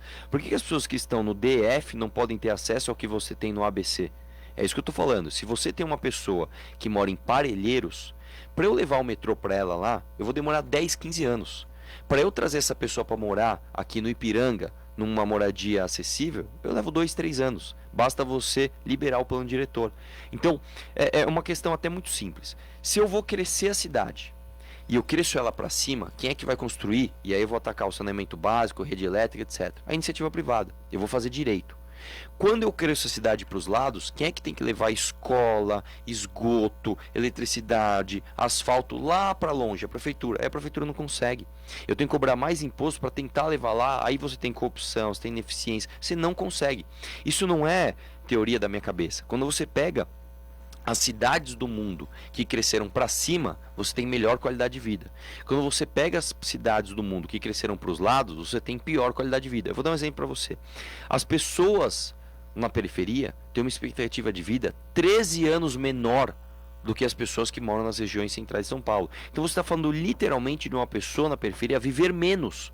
Você está matando essas pessoas. Eu quero trazer essa pessoa para o centro. Essa pessoa não tem tempo de esperar a prefeitura levar metrô lá de Brasilândia até Parelheiros, lá de Arthur Alvim até a Zona Oeste. Você não consegue. A prefeitura vai demorar 20, 30 anos para fazer isso. Isso não funciona em lugar nenhum do mundo e não vai funcionar em São Paulo. Você tem que trazer as pessoas para regiões centrais de São Paulo. Vamos lá, pessoal. Vamos comparar. Tem espaço? Tem espaço? A pergunta é isso. Como é que você vai trazer a Zona Leste com quase aí, Zona Sul, o Uruguai, o que não tem espaço é empurrar as pessoas para a periferia. O que eu tô falando, quando você espreme as pessoas em Sapopemba, você vê uma casa grudada na outra, muitas pessoas morando numa condição horrorosa. Quando você pega Barcelona, quando você pega Tóquio, quando você pega Nova York, quando você pega Paris, você vê pessoas morando bem e muitas pessoas morando no mesmo quarteirão. Então, é uma questão numérica.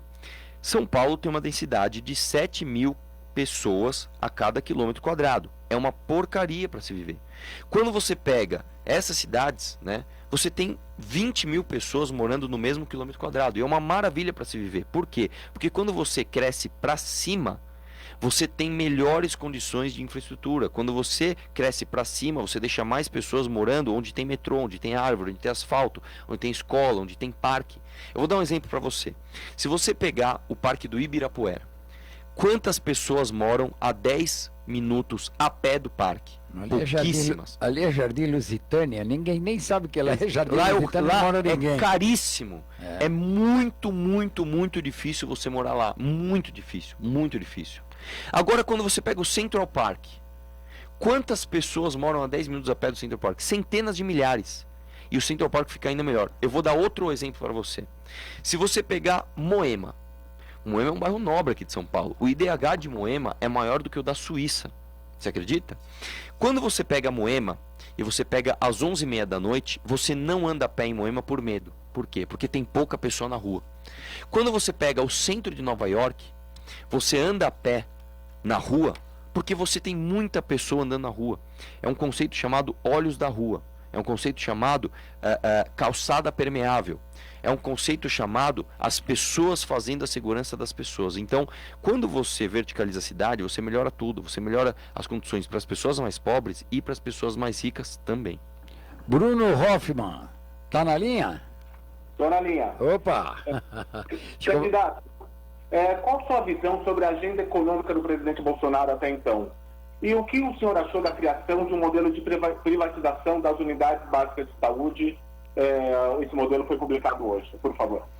Obrigado pela pergunta. Na verdade, são duas questões bem diferentes, né? O modelo de agenda econômica do Bolsonaro, ele começou bem, né? Eu quero lembrar que o Bolsonaro, quando ele prometeu ali trazer uma agenda econômica liberal, quando ele prometeu trazer o Paulo Guedes, nós acreditamos, né? O que acontece é que, infelizmente, por conta de politicagem, ele não está deixando o Paulo Guedes trabalhar. Então hoje, a reforma da Previdência, que foi um grande sucesso, não passou do jeito que deveria passar. A reforma que nós estamos esperando, a reforma administrativa, não vai acontecer, né? Então eu acho que, infelizmente, foi uma promessa que não foi cumprida. Agora, eu não quero federalizar o debate, né? Nós estamos discutindo São Paulo, eu não quero vir aqui falar que eu sou amigo ou inimigo do presidente ou do governador, né? Eu acho que quando uma pessoa se apresenta, por exemplo, como o Celso Russomano, né? Qual é o seu projeto? Eu sou amigo do presidente. Isso você está muito raso. E suas ideias? Auxílio paulistano com dinheiro federal. Mentira, né? Quando você pega, por exemplo, o Guilherme Boulos. Quem é você? Eu sou o anti-Bolsonaro. Também está muito raso. Não, eu vou zerar o transporte. Não, mentira, né? Quando você pega, por exemplo, o Bruno Covas. Não, eu sou o homem do Dória. tá muito raso. Quando você pega o Márcio França, não, eu sou o anti-Dória, tá muito raso. Você tem que ter ideias próprias, né? Então, para falar de São Paulo, e aí nós vamos entrar direto numa questão da cidade, que é a UBS, eu acho o seguinte: o SUS, ele foi muito bem projetado na teoria, mas nós temos alguns problemas aqui em São Paulo que acontecem, e isso não acontece por causa de gestão de OS, tá? Vamos separar aqui as questões. O que é uma gestão de OS na saúde? Em vez da prefeitura diretamente administrar um equipamento de saúde, ela concede para uma OS que vai prestar um serviço. Nós temos, eu acho essa ideia muito boa, mas nós temos um problema hoje em São Paulo, que é a prestação de conta dessas OS. Diferente de como deveria ser feito, que é contrato padronizado no portal da transparência para que todo mundo consiga ver a prestação de contas, nós temos um contrato diferente para cada OS de uma maneira completamente diferente. Isso dificulta a prestação de contas. Portanto, eu não pretendo acabar com a concessão para iniciativa privada de algumas UBSs. Eu pretendo padronizar os contratos. Tá? E nós temos um outro problema em São Paulo aqui relacionado à saúde, que é o seguinte: nós temos muitos médicos plantonistas e poucos médicos regionais. Nós temos de trocar isso, nós temos que diminuir o poder da secretaria ali com médicos plantonistas que vão uma vez a cada semana para aquele local e não conseguem conhecer a fundo a realidade daquela micro-região, né? E nós temos de trocar pelo médico regional. E mais uma coisa que nós temos de fazer nas UBSs, independente se é gestão pública ou privada, nós temos de finalmente trazer o prontuário eletrônico para cá.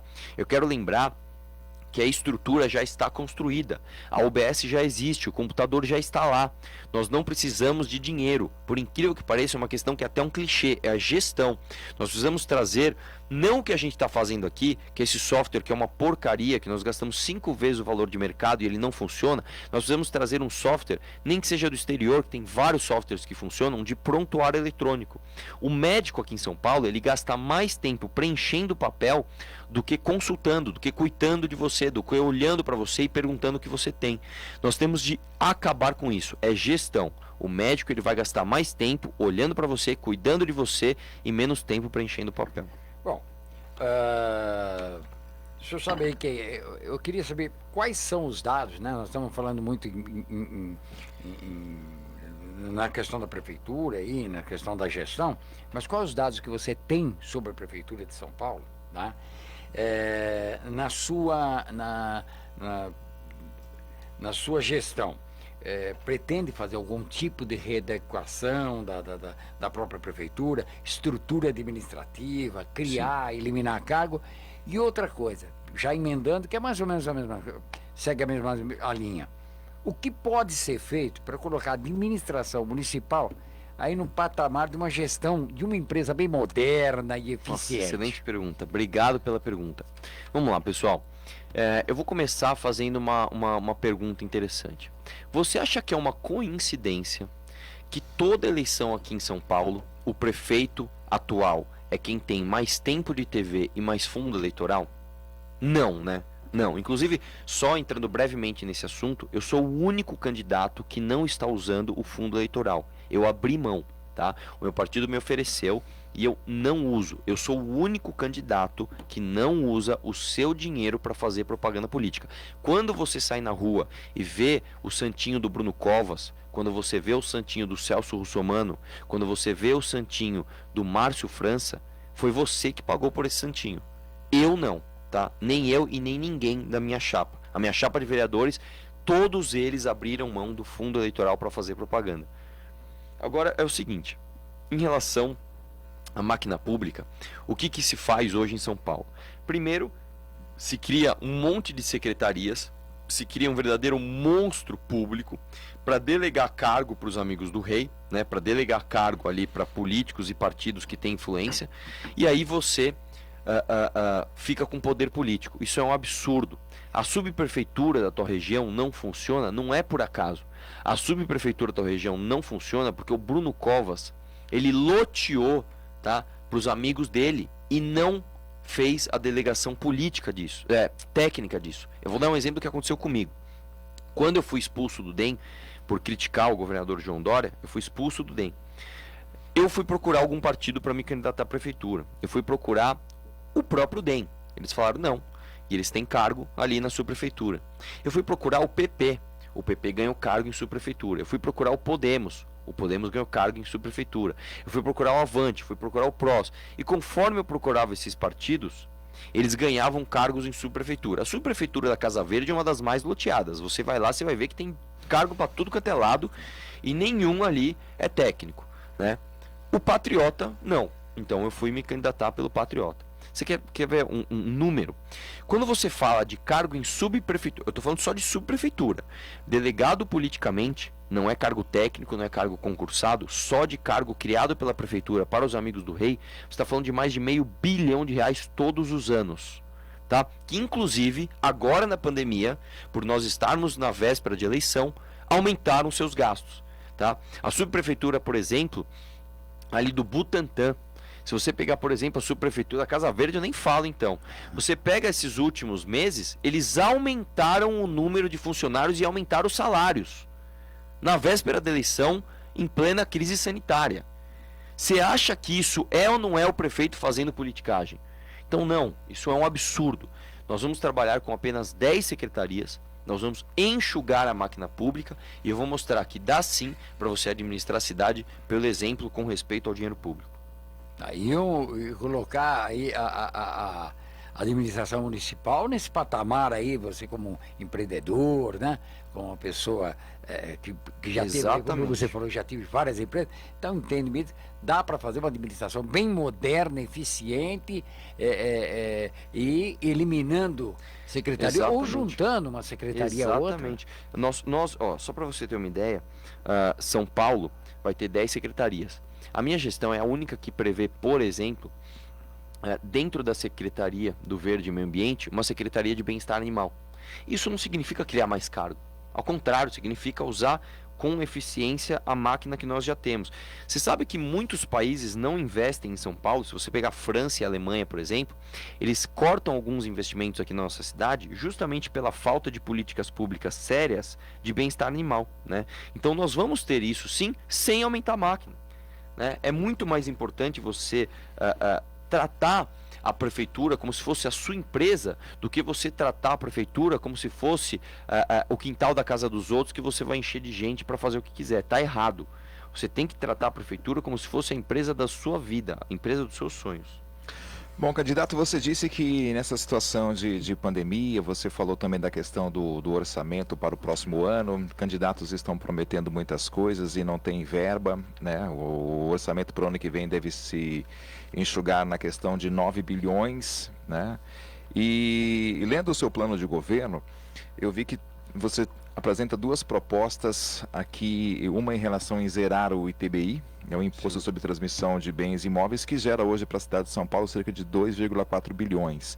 E acabar também com o CEPAC e com o ODC, que são títulos, outorgas para as pessoas construírem, que isso junto traz para a cidade de São Paulo, para os cofres, 2,3 bilhões. Então a gente está falando aqui de uma perda para os cofres públicos de aproximadamente quase 5 bilhões. Não seria um risco abrir mão desses valores, candidato, para o município? Como é que você pretende recuperar esses valores? Excelente pergunta. Na verdade é o seguinte, existe um mito, né, que o brasileiro infelizmente é vítima desse mito, né, e o político brasileiro sabe fazer isso muito bem, o que é muito perigoso, que é achar que você aumentar imposto, você vai aumentar a arrecadação. Isso não é verdade. Se você for no Google agora, escrever curva de Laffer, você vai ver que muitas vezes, diminuindo imposto, você aumenta a arrecadação. Eu vou dar um exemplo para você de ordem federal e depois eu vou trazer isso para a cidade. Porque você diminui a inadimplência, seria isso? Não só isso. Por exemplo, hoje nós temos um mercado gigante, por exemplo, de videogame, né? Nós pagamos o imposto, que é o IPI, e o II, né, que é o Imposto de Importação, Imposto sobre Produtos Industrializados, que dão a ordem de 100% do valor do produto. Então, o que eu estou falando aqui é que todas as vezes que você vai comprar, por exemplo, um videogame para o seu filho, você está comprando um videogame para o seu filho e um videogame para o presidente. É isso, né? O que acontece? Você dificulta o acesso a pessoas que não têm condição, você aumenta a inadimplência, você aumenta o contrabando, você aumenta a pirataria, e você dificulta o acesso a produtos de qualidade. Quando você diminui o imposto, você aumenta o acesso ao produto regularizado e você aumenta a arrecadação. Inclusive, por conta de um estudo que o Kim Kataguiri apresentou para o Ministério da Economia, o Ministério da Economia, inclusive, diminuiu o imposto sobre importação de videogames, né? O que acontece aqui em São Paulo? O que é o ITBI, né, que nós pagamos? É a CPMF do imóvel. Todas as vezes que você compra um imóvel, olha que absurdo, todas as vezes que você compra um imóvel, primeiro você teve que ganhar esse dinheiro, então você teve que pagar o seu imposto de renda. Se você construir esse imóvel, ou a construtora que construiu, vai ter que pagar o ISS da obra, vai ter que pagar uma série de impostos, que você na hora de comprar o imóvel você vai pagar também.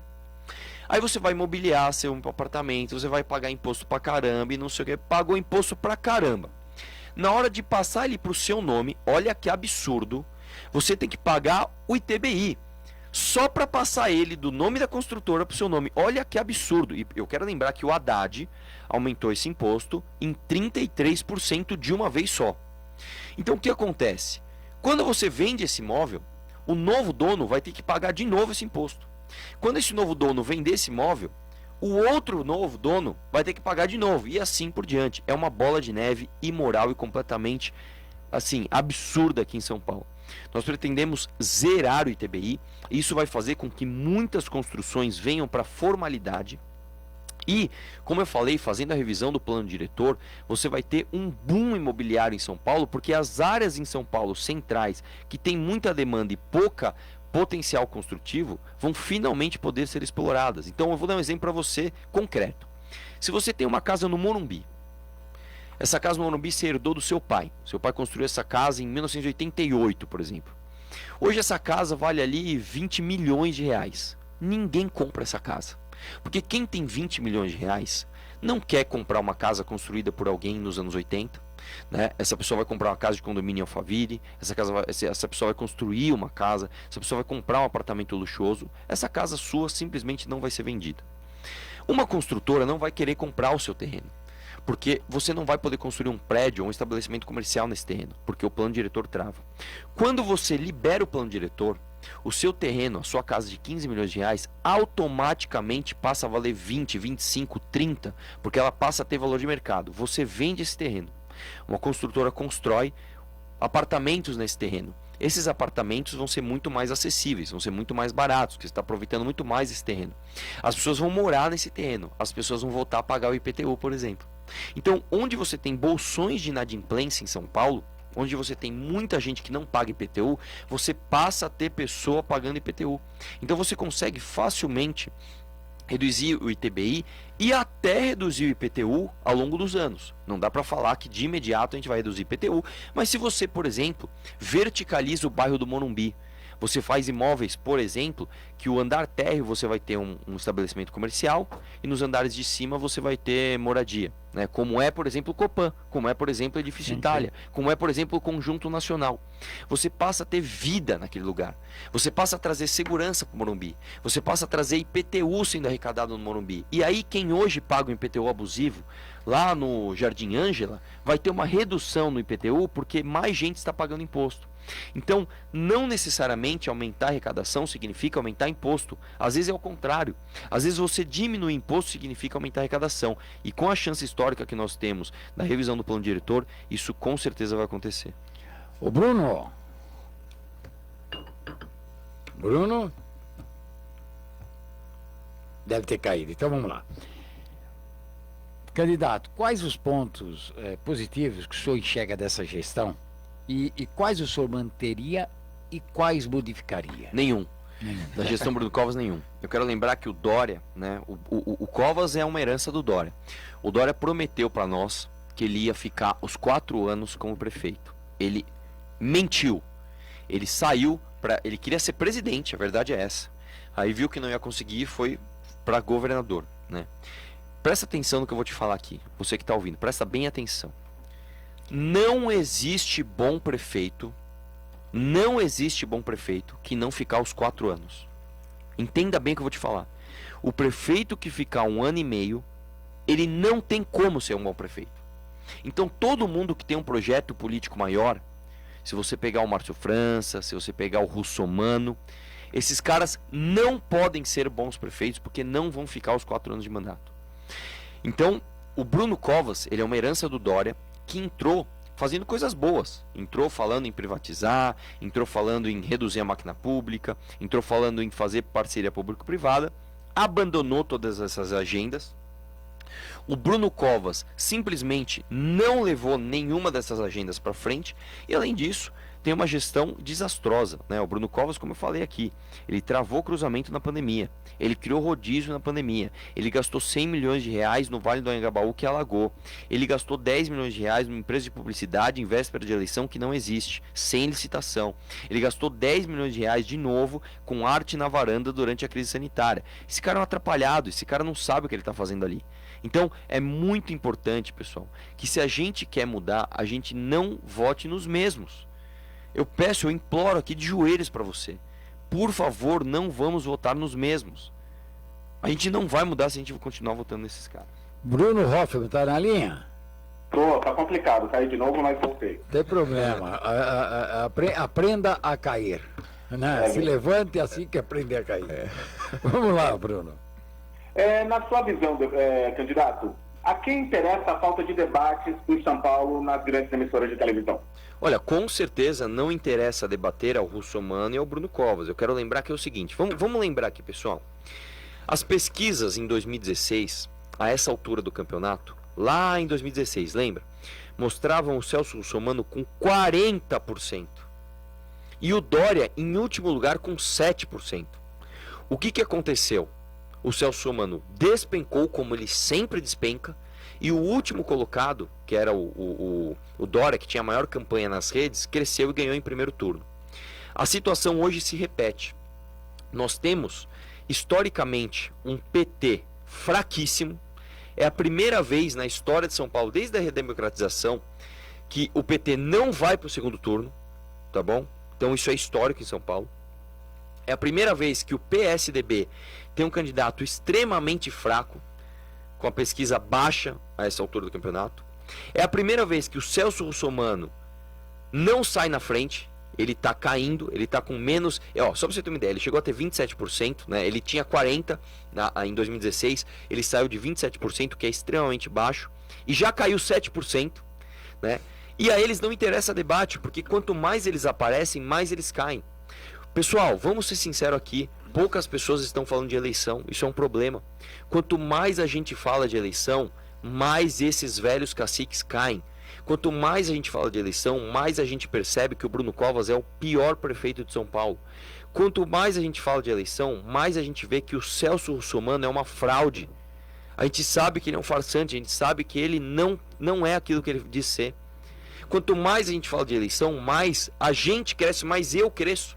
Então, não interessa debater a essas pessoas, ao Celso Russomano e ao Bruno Covas. Portanto, eu peço a você que está escutando a rádio, eu peço a você que se interessa pela cidade, eu peço a você que tem amor por São Paulo e que realmente acredita que debater política é o melhor caminho para a gente evoluir. Por favor, não vote nos mesmos, por favor. Candidato, o senhor acredita aí que o eleitor, ele de um modo geral, assim, ele aprendeu pelo menos a votar em propostas, né? ou ainda está muito preso a esses nomes mais tradicionais, essa política mais tradicional, ou o eleitor está mudando o seu modo, porque nós tivemos aí uma lição em 2018, né? Pelo menos de uma mudança, não importa se é boa ou ruim, mas assim, estou cansado e quero renovação. Sim. O que eu acho é que, infelizmente, as pessoas estão desesperançosas, né? Hoje o eleitor, ele tá triste. Ele tá falando, eu não acredito mais em político, eu não acredito mais em falsas promessas, eu não acredito mais em ninguém. E isso é ruim, porque isso faz com que os mesmos acabem se proliferando no poder, né? A pessoa fala, eu vou votar em quem tá aí mesmo. Quem é o prefeito? Bruno? Vou votar no Bruno Covas. Pessoal, vamos ser sinceros aqui. Vamos ser sinceros. Eu não conheço uma pessoa que bata no peito e fale, eu tenho orgulho de votar em Bruno Covas. Bruno Covas é o melhor prefeito da cidade.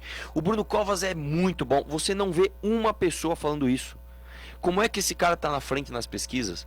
Só tem uma explicação. As pessoas estão desesperançosas. As pessoas que têm de fato vontade de mudar, as pessoas que têm ali pesquisado sobre a eleição, elas estão em casa, elas estão tristes, elas estão, esse cara... Eu peço que, por favor, você tenha orgulho da sua cidade. Eu peço que, por favor, você faça diferente. Eu peço que, por favor, você, de fato, vá votar. Nós vamos ter recorde de abstenção e branco aqui em São Paulo. Isso favorece o Bruno Covas, pessoal. Gente, nós não podemos deixar os mesmos ganharem. Por favor, vá às urnas, fale de política. Não é muito tempo. Eu não estou pedindo para que você dedique 1 ano da sua vida, 8 horas por dia para isso. Não é nada disso. Nós estamos a 15 dias da eleição, gente.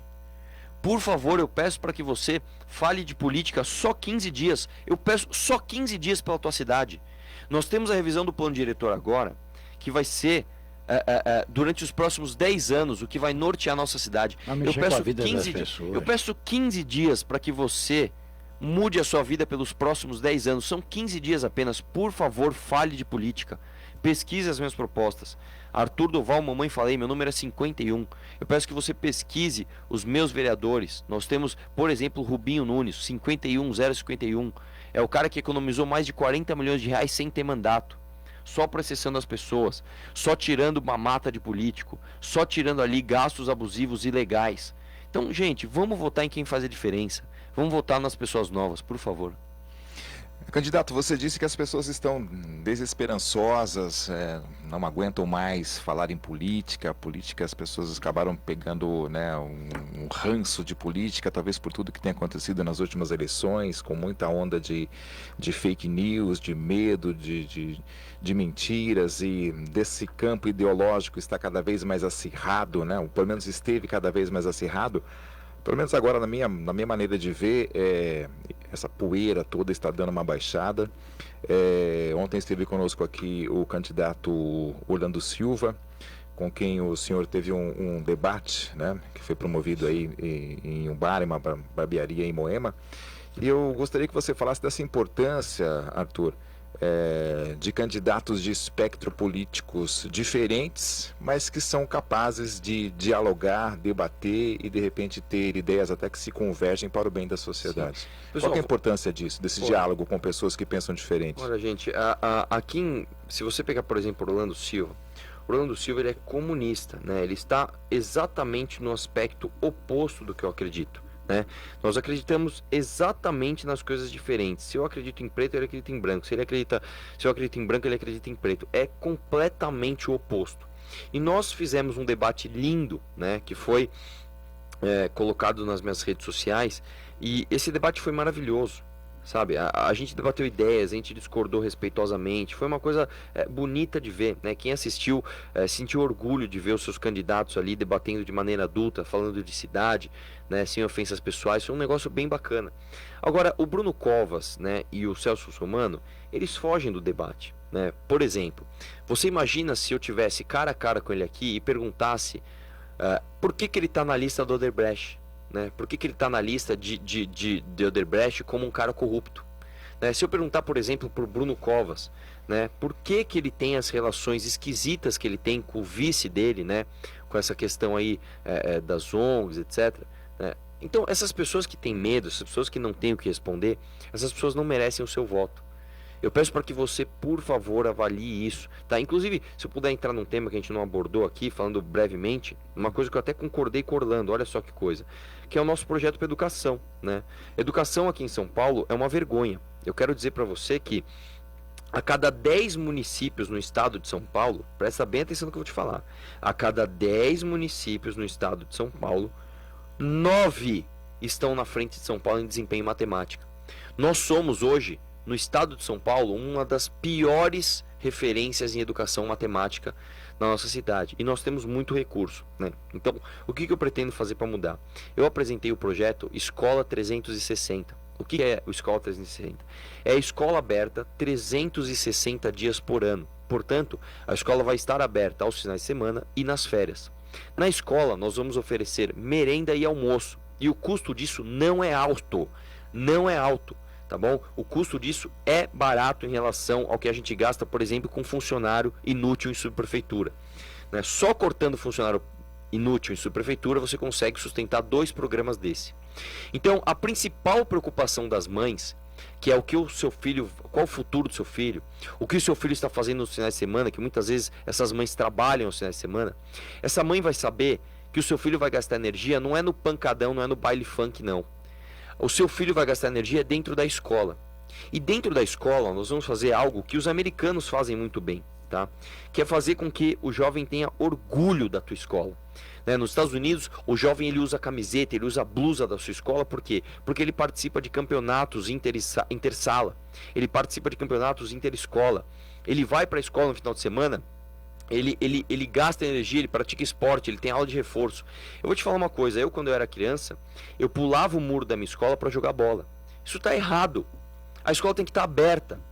Nós já temos a escola construída, por que ela tem que ficar fechada no final de semana e nas férias? Então, durante as férias, no final de semana também, a escola vai estar aberta para que os jovens da periferia, principalmente, vão para a escola praticar atividades esportivas e aula de reforço. E dentro desse programa Escola 360, eu estou trazendo o Jovem Capitalista. É um programa que irrita muito o cara de esquerda, que diz que o lucro é ruim, que diz que ganhar dinheiro é uma coisa ruim. Não! Nós vamos ensinar o jovem paulistano a fazer aquilo que ele tem vocação de fazer, que é ganhar dinheiro. São Paulo é a locomotiva do Brasil, tá bom? Não é porque Bruno Covas fez o plano A, o plano B, não é nada disso não. São Paulo é a locomotiva do Brasil porque nós temos vocação para empreender, gerar emprego e renda. Tá bom? Então, nós vamos fazer parceria com o maior centro financeiro da América Latina. Gente, o maior centro financeiro de toda a América Latina está aqui em São Paulo, que é a Faria Lima. Nós vamos pegar esses caras para dar aula de educação financeira para o jovem da periferia. O jovem da periferia vai ter aula de direito. Ele vai aprender, por exemplo, o que é o FGTS. Ele vai aprender o que é uma poupança. Hoje um jovem, olha só, ele não aprende na escola o que é juros. Ele não aprende na escola o que faz um deputado. Mas ele sai, ele pega um crédito estudantil, tá, no banco, ele paga os juros mais caros do mundo para comprar um tênis. Isso está errado, você está acabando com a vida desse jovem. Você tem que pôr esse jovem para aprender a trabalhar e fazer com que o dinheiro trabalhe para ele. Nós temos que transformar São Paulo na Nova York brasileira. Nós temos que ter jovem aqui ganhando dinheiro, que é isso que os jovens paulistanos sabem fazer. Portanto, escola aberta, finais de semana, férias, com merenda, com almoço, com atividade esportiva, aula de reforço e atividade extracurricular. Você falou só lembrar que no passado a gente havia o Escolas Abertas. Na época tinha o projeto de Escolas Abertas. Mas ele era esporádico. Mas era esporádico. E muitas das escolas abertas eram estaduais. Nós temos que abrir as escolas municipais. O Arthur falou aqui sobre o jovem que pega aquele crédito estudantil, gasta, muitos bancos fizeram isso, a sua conta e conta estudante. Isso. Agora, tem que tomar cuidado também, isso aí nós vamos abordar, independente de qualquer coisa, é que no momento a gente está abrindo espaço aqui para os candidatos, mas nós temos que abordar uma coisa chamada PIX. Porque você faz a transferência em segundos, tá? Qual é a vantagem que o banco vai ter com isso? Não tem. Você só transfere se tiver dinheiro na conta. Agora, o banco está doidinho para te pegar ali. Mas como se tudo isso é gratuito? Cuidado com uma coisa chamada um cheque especial. Um cheque especial de R$100, tá? Que a partir do momento que você vai fazer uma transferência não tem, vai sair dessa coisa chamada cheque especial e aí você vai ficar devendo para o banco. E aí você não melhora mais. Você não corre. Não, é uma oportunidade para se falar sobre isso daqui, tá? Agora, o Arthur. Ô Pedro. Oi. Oi, deixa eu só pegar esse gancho da educação. Oi. Claro. Sim. Candidato, todos os prefeitos que saíram nos últimos anos, o Haddad, o Dória, o Bruno Covas agora, eles celebram que minimizaram o problema, eu ia até perguntar de educação, o senhor se antecipou, que minimizaram o problema das creches. Só que nenhum resolveu o problema de haver vagas para todas as crianças.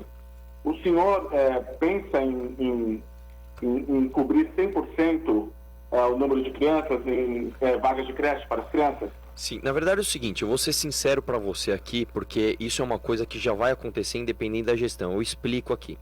Se você pegar, por exemplo, em 2007, metade das nossas crianças não tinham vaga em creche. Nós tínhamos ali, nós conseguimos pegar 50, 56, 58% ali das demandas de matrículas em creche, né? Isso foi diminuindo drasticamente. Hoje, para você ter uma ideia, né, mais de 10 anos depois, claro, né, 13 anos depois, nós conseguimos atender uma demanda de 93%, 94%, né? Ou seja, nós estamos numa tendência de que automaticamente é natural que a próxima gestão consiga zerar o déficit em creche. Isso não, presta atenção no que eu vou te falar, ó. Isso não é mérito do próximo prefeito, tá bom? Põe isso na cabeça. O déficit de creche vai zerar na próxima gestão, independente do prefeito. O problema hoje, o gargalo hoje, não vai ser, né, na próxima gestão, não vai ser zerar déficit de creche. Eu quero explicar de novo que o déficit de creche vai acabar independente da gestão. O desafio é a qualidade dessa educação. Eu quero lembrar que a Constituição reserva ao prefeito o papel mais bonito em relação à Constituição, à educação. O primeiro contato que todo cidadão tem com a educação é a educação municipal. O prefeito, ele transforma ou ele estraga toda uma geração dependendo da gestão que ele está fazendo. Aí nós temos um desafio, porque eu falei de matemática, agora eu vou falar de português. A cada 10 municípios no estado de São Paulo, 8 estão na frente de São Paulo. A cada 10 municípios no estado de São Paulo, 8 estão na frente da capital em desempenho em português. Nós temos os piores índices do IDEB. Nós estamos horrivelmente qualificados no índice do IDEB. Então, um dos desafios que nós temos de fazer é premiar o bom professor, tá? E punir o mau professor. Porque diferente do professor do Estado, a minha mãe é professora da rede pública. Minha mãe ganha uma merreca, porque ela trabalha muitas vezes para o Estado, né? Para a prefeitura você ganha mais. A média salarial do professor do município é o dobro do professor do Estado.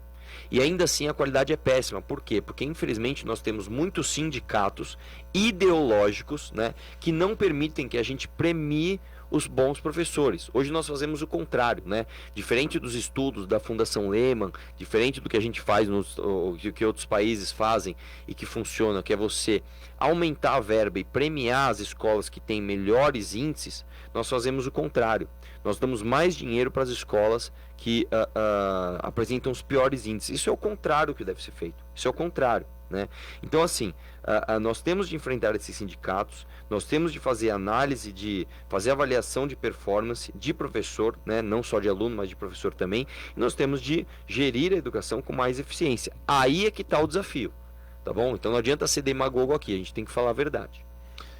Bom, o Arthur, tem aqui da Márcia Campos, ela está falando o seguinte, que muitos candidatos dizem, né, que querem ser prefeito para cuidar das pessoas. E ela falou, eu não quero um pai, eu quero um prefeito que cuide da cidade. Excelente, né? Pergunta. Que cuide da cidade, então eu não quero um pai.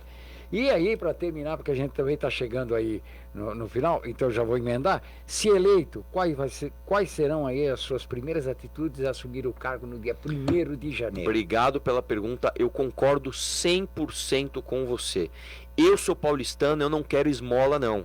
Eu não quero Celso Russomano vir mentir na minha cara aqui, falar que vai me dar auxílio paulistano, que isso é uma mentira. É fácil o cara ganhando 30 conto, vir prometer auxílio de R$100. Enfim, pega esse auxílio e vai, né, para aquele lugar. Eu não quero isso. Eu não quero esmola. E isso significa aumento de imposto, tá bom? Eu não quero falsa promessa não. Eu não quero papai não. Eu quero que a prefeitura faça o básico. A prefeitura hoje não dá saneamento básico, cara. Que isso? Hoje nós temos problema de mosquito aqui. Que isso? Que isso? Que vergonha. Hoje nós vamos pro centro da cidade, eu tenho medo, eu tenho vergonha de andar lá. Que isso? Que absurdo. A prefeitura tem que fazer o básico. Nós temos uma Praça da Sé no mundo. Nós temos um Teatro Municipal de São Paulo no mundo. Nós temos um Viaduto do Chá no mundo. Nós vamos trazer isso aqui para São Paulo. Nós vamos fazer com que isso funcione. A gente vai ter orgulho de novo de ser paulistano, tá bom? É um absurdo, tá? Que a gente fica ouvindo tantas promessas falsas, esse absurdo do caramba que esses caras ficam falando, não aguento mais isso. Desde criança eu ouço político vir pagar de bonzinho na TV, abraçar criança e falar que vai cuidar até dos cachorros. Eu não quero isso. A primeira atitude sua? Primeira atitude, que não é a principal, tá? A principal atitude, como eu falei, é a mudança do plano diretor. Isso leva aí a uns 6, 7 meses, que é a principal proposta. Primeira atitude. Número 1, nós vamos mudar a prefeitura para a rua Helvétia. Escuta o que eu estou falando, ó. Posse no dia 1, prefeitura no dia 2, na rua Helvétia, do lado da Sala São Paulo. Vai acabar aquela palhaçada. O prefeito vai estar em São Paulo. Não vai estar igual o Bruno Covas, que quando a cidade encheu, no primeiro ano de gestão dele, ele estava em Ibiza, estava na balada. Não quero ser prefeito para ficar curtindo o cargo, não. Eu quero ser prefeito para solucionar problema. São Paulo vai ter prefeito. São Paulo vai estar aqui, ó. Acabou a várzea. Tá bom? É prefeitura na rua, nem que eu ponha um container ali no meio da rua. Nós vamos resolver o problema. Tá? Isso aí não é promessa que um dia a gente... Não tem um dia a gente vê, não. Posse dia 1, prefeitura dia 2 na Cracolândia. Tá bom? Outra coisa, dia 3, acabou cargo comissionado em subprefeitura. Acabou. Esses mamadores de teta vão tudo pra casa. Nós vamos acabar com o cargo comissionado de amiguinho do prefeito, de amiguinho de subprefeito que fica pegando propina para abrir balada no meio da pandemia. Vai acabar essa palhaçada. Então é o seguinte, ó, você vai sentir que em 2021 você tem um prefeito de verdade. Um prefeito paulistano que está na tua cidade, que quando tiver enchente eu vou estar lá molhado junto com você solucionando aquela porcaria. O que a gente vai fazer? Não sei, na hora a gente vai ver, mas a gente vai solucionar. Eu não vou estar no helicóptero ali fingindo que eu estou preocupado, não. Eu vou estar na Faria Lima fazendo ligação telefônica. Eu vou estar com o resgate junto com você ali, ó. Tá gravado aqui, ó. Pode cobrar minha promessa. Então é isso. Você vai ter prefeito, falou? Eu queria, se desse tempo ainda, ter um tempinho para mais uma pergunta rapidamente, só para botar Tem aí, ó. Dá para dar uma perguntinha. Tá. Se ele me responder em 3 minutos, porque depois ele tem as considerações finais. Tá ok. Candidato, 3 minutos então, é o tempo que nós temos aqui para abordar a situação de segurança. 2 minutos, o Dudu está dizendo. No seu plano de governo, você disse que quer transformar a GCM em polícia municipal. Como seria isso, candidato? Vamos lá. O Dória falou que ia fazer isso e se atrapalhou tudo. Ele simplesmente trocou ali o adesivo de uma viatura. Isso é inconstitucional, não pode ser feito, é um absurdo. Nós temos como, né, delegar mais poder de polícia, né, para a GCM, né, que hoje é vista quase que como um vigia de estátua, né, e esse cara ele vai ter orgulho de ser policial, porque os GCMs hoje eles são verdadeiros heróis, tá bom? O policial municipal, que é isso que ele é, isso que ele deve ser chamado, ele tem de ter o poder de fazer ronda ostensiva. Isso é papel do prefeito delegar. Nós vamos acabar com vigia de Bom Prato, nós vamos acabar com vigia de Coab. Nós vamos ter o policial municipal combatendo o crime aqui em São Paulo, tá? O prefeito, eu quero fazer uma comparação. O prefeito Bruno Covas, que ele é refém de política ideológica, ele chegou a proibir, ele proibiu mata-leão. Só pra você ter uma ideia, o policial hoje, eu fico imaginando, ele tem que pedir por favor pro vagabundo: ô vagabundo, você pode por favor não assaltar essa senhora? Você pode por favor devolver a bolsa que o senhor roubou? Pelo amor de Deus, cara. Que isso? Esse cara é líder de pesquisa, você vai votar no Bruno Covas, cara. Que isso? Ô, que isso? Pergunte pro policial da tua rua aí, ó. É um absurdo que esse cara faz. Nós vamos armar mais ainda a polícia. Nós vamos fazer com que ele possa usar assim o cacetete. Nós vamos dar drone pra esse cara. Nós vamos dar câmera pra esse cara. Esse cara vai ter orgulho, ele vai ter segurança pra sair de casa, trabalhar e voltar com vida pra casa, pra sua família. Então, o policial municipal, ele vai ser enxergado como ele verdadeiramente é, um policial. E outra, nós vamos recriar a ROMU, que é a Ronda Municipal, como se fosse a Rota Municipal, né? Nós vamos recriar o ROMU e vai acabar essa história de traficante de droga fazer o que quer aqui em São Paulo. E vamos acabar com o pancadão também, viu? Nós vamos trazer o Tempestade aqui. O Tempestade é um caminhão de água, que ele joga água em vagabundo, derruba o funkeiro que tá na tua porta ali, fazendo baderna enquanto você precisa dormir, falou? Nós vamos trazer, vai danificar o equipamento de som, que o cara abre o porta-mala do teu carro, fica tocando som alto, tocando aquelas músicas que falam palavrão, vai acabar essa palhaçada em São Paulo.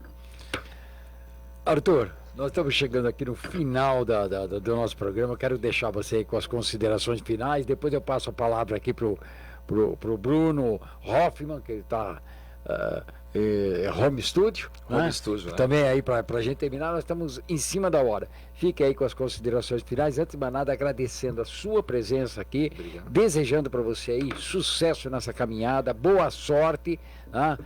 E foi um grande prazer mesmo em recebê-lo aqui. Obrigado. Foi elucidador. Ó, eu quero dar uma missão para você que está me ouvindo. Presta atenção no que eu vou te falar agora. Você tem uma missão. Eu não tenho fundo eleitoral. Eu não tenho empresário. Eu não tenho porcaria nenhuma. Eu tenho você, cara. Eu tenho você que me ouviu e gostou do que ouviu. Eu tenho você para me colocar no segundo turno. Se eu for pro segundo turno, eu ganho de qualquer um. Eu preciso estar no segundo turno. Nós temos uma chance enorme aqui. Tá? Eu saio na rua, eu vejo um monte de adesivo, eu não consigo andar de tanta foto que eu tiro. Eu tenho a maior campanha web da história das campanhas de prefeito do Brasil. A minha campanha web é maior do que a campanha de presidente. Eu preciso estar no segundo turno. Nós temos a chance agora. Então eu tenho uma missão para você. Você precisa virar 10 votos para mim. Eu preciso disso. Só para você ter uma ideia, eu para deputado estadual, que a gente tem uma hiperconcorrência, eu tive só na cidade de São Paulo 160 e poucos mil votos. Agora nós temos uma concorrência de apenas 9. Então eu preciso que cada um que votou em mim vire aproximadamente 5. Se você virar 10, é garantia que eu estou no segundo turno. Eu preciso que você fale principalmente para as pessoas de idade mais avançada sobre mim, porque essas pessoas são as que menos me conhecem. Eu sou o Arthur Doval, eu sou conhecido como Mamãe Falei, o meu número é fácil, o meu número é uma boa ideia, o meu número é 51, cara. Eu preciso que você fale de mim. Eu tenho 15 dias para você me colocar no segundo turno. Me coloca no segundo turno que você vai ter orgulho de novo de ser paulistano. Eu garanto isso para você. Você vai ter orgulho, você vai andar na Praça da Sé com o teu amigo gringo que vai vir aqui com orgulho para conhecer a tua cidade. Falou? Me coloca no segundo turno que você vai ter prefeito de verdade. E nós cobramos, nós vamos cobrar aqui todas as promessas que estão sendo feitas. Muito obrigado. Bruno Hoffman. Obrigado, a conversa foi bastante esclarecedora. O candidato, a gente tem que falar, dá respostas muito claras às perguntas feitas e cada um então decidir o futuro, o que julgar melhor para São Paulo. Obrigado a todos, muito obrigado, candidato, pela atenção com a gente. Um abraço a vocês todos. Eu que agradeço. Um abraço e obrigado pela oportunidade e pela coragem de abrir as portas para a democracia. Eu agradeço a participação aqui do candidato. Muito obrigado, Arthur. Boa sorte aí para você nessa reta final. E muito obrigado também pelo debate. Como disse o Bruno, esclarecendo as perguntas, não fugiu a nenhuma, né? Respondendo ao seu modo. Muito obrigado. Tá, e terminando aqui, eu também agradecendo aí a presença aqui do Arthur Duval, Mamãe Falei. Também assinar embaixo aí que as perguntas, as respostas foram muito esclarecedoras, foi a resposta, não fugiu nenhuma da resposta. Não, acho que conta-se nos dedos, 1 ou 2 só que conseguiram fazer isso aqui. Bom, enfim, não pulou fora. Arthur, muito obrigado mesmo. E nós terminamos o Metrópole em Foco de hoje. Lembrando que esse programa teve o oferecimento do Sicredi, a primeira instituição financeira cooperativa do Brasil. E o Budaschi, oi. Desculpa, eu esqueci de falar uma coisa que eu preciso falar. Eu quero agradecer a Janaína Pascoal, que deu essa oportunidade de a gente entrar em contato. Desculpa, Janaína, eu quero te agradecer por você ter a oportunidade, é uma grande amiga minha, eu esqueci disso, eu não posso deixar de agradecer a Janaína Pascoal, que me permitiu estar aqui hoje. E aberto aqui também os estúdios aqui, porque a gente também quer receber a Janaína Pascoal para fazer um balanço também das suas atividades como parlamentar na Assembleia Legislativa do Estado de São Paulo e, por que não, fazer um balanço aí de como, né, ela vê essa disputa para a Prefeitura de São Paulo. Aí uma análise. E terminamos o Metrópole em Foco de hoje. Você fica agora aí com o Boletim do Trânsito, depois Luca Neto, Melhor para a Melhor Idade e toda a programação da Rádio Trianon. Lembrando que esse programa teve o oferecimento Sicredi, a primeira instituição financeira cooperativa do Brasil. Vamos lá! Tchau, Serginho! Tchau! Tá sabendo da novidade? O Pix no Sicredi. Será uma nova forma de transferir, pagar e receber. Todo mundo pode usar? Sim, o Pix é para pessoas e empresas. Em quanto tempo o dinheiro cai na conta? Você faz transferências em 10 segundos e o dinheiro entra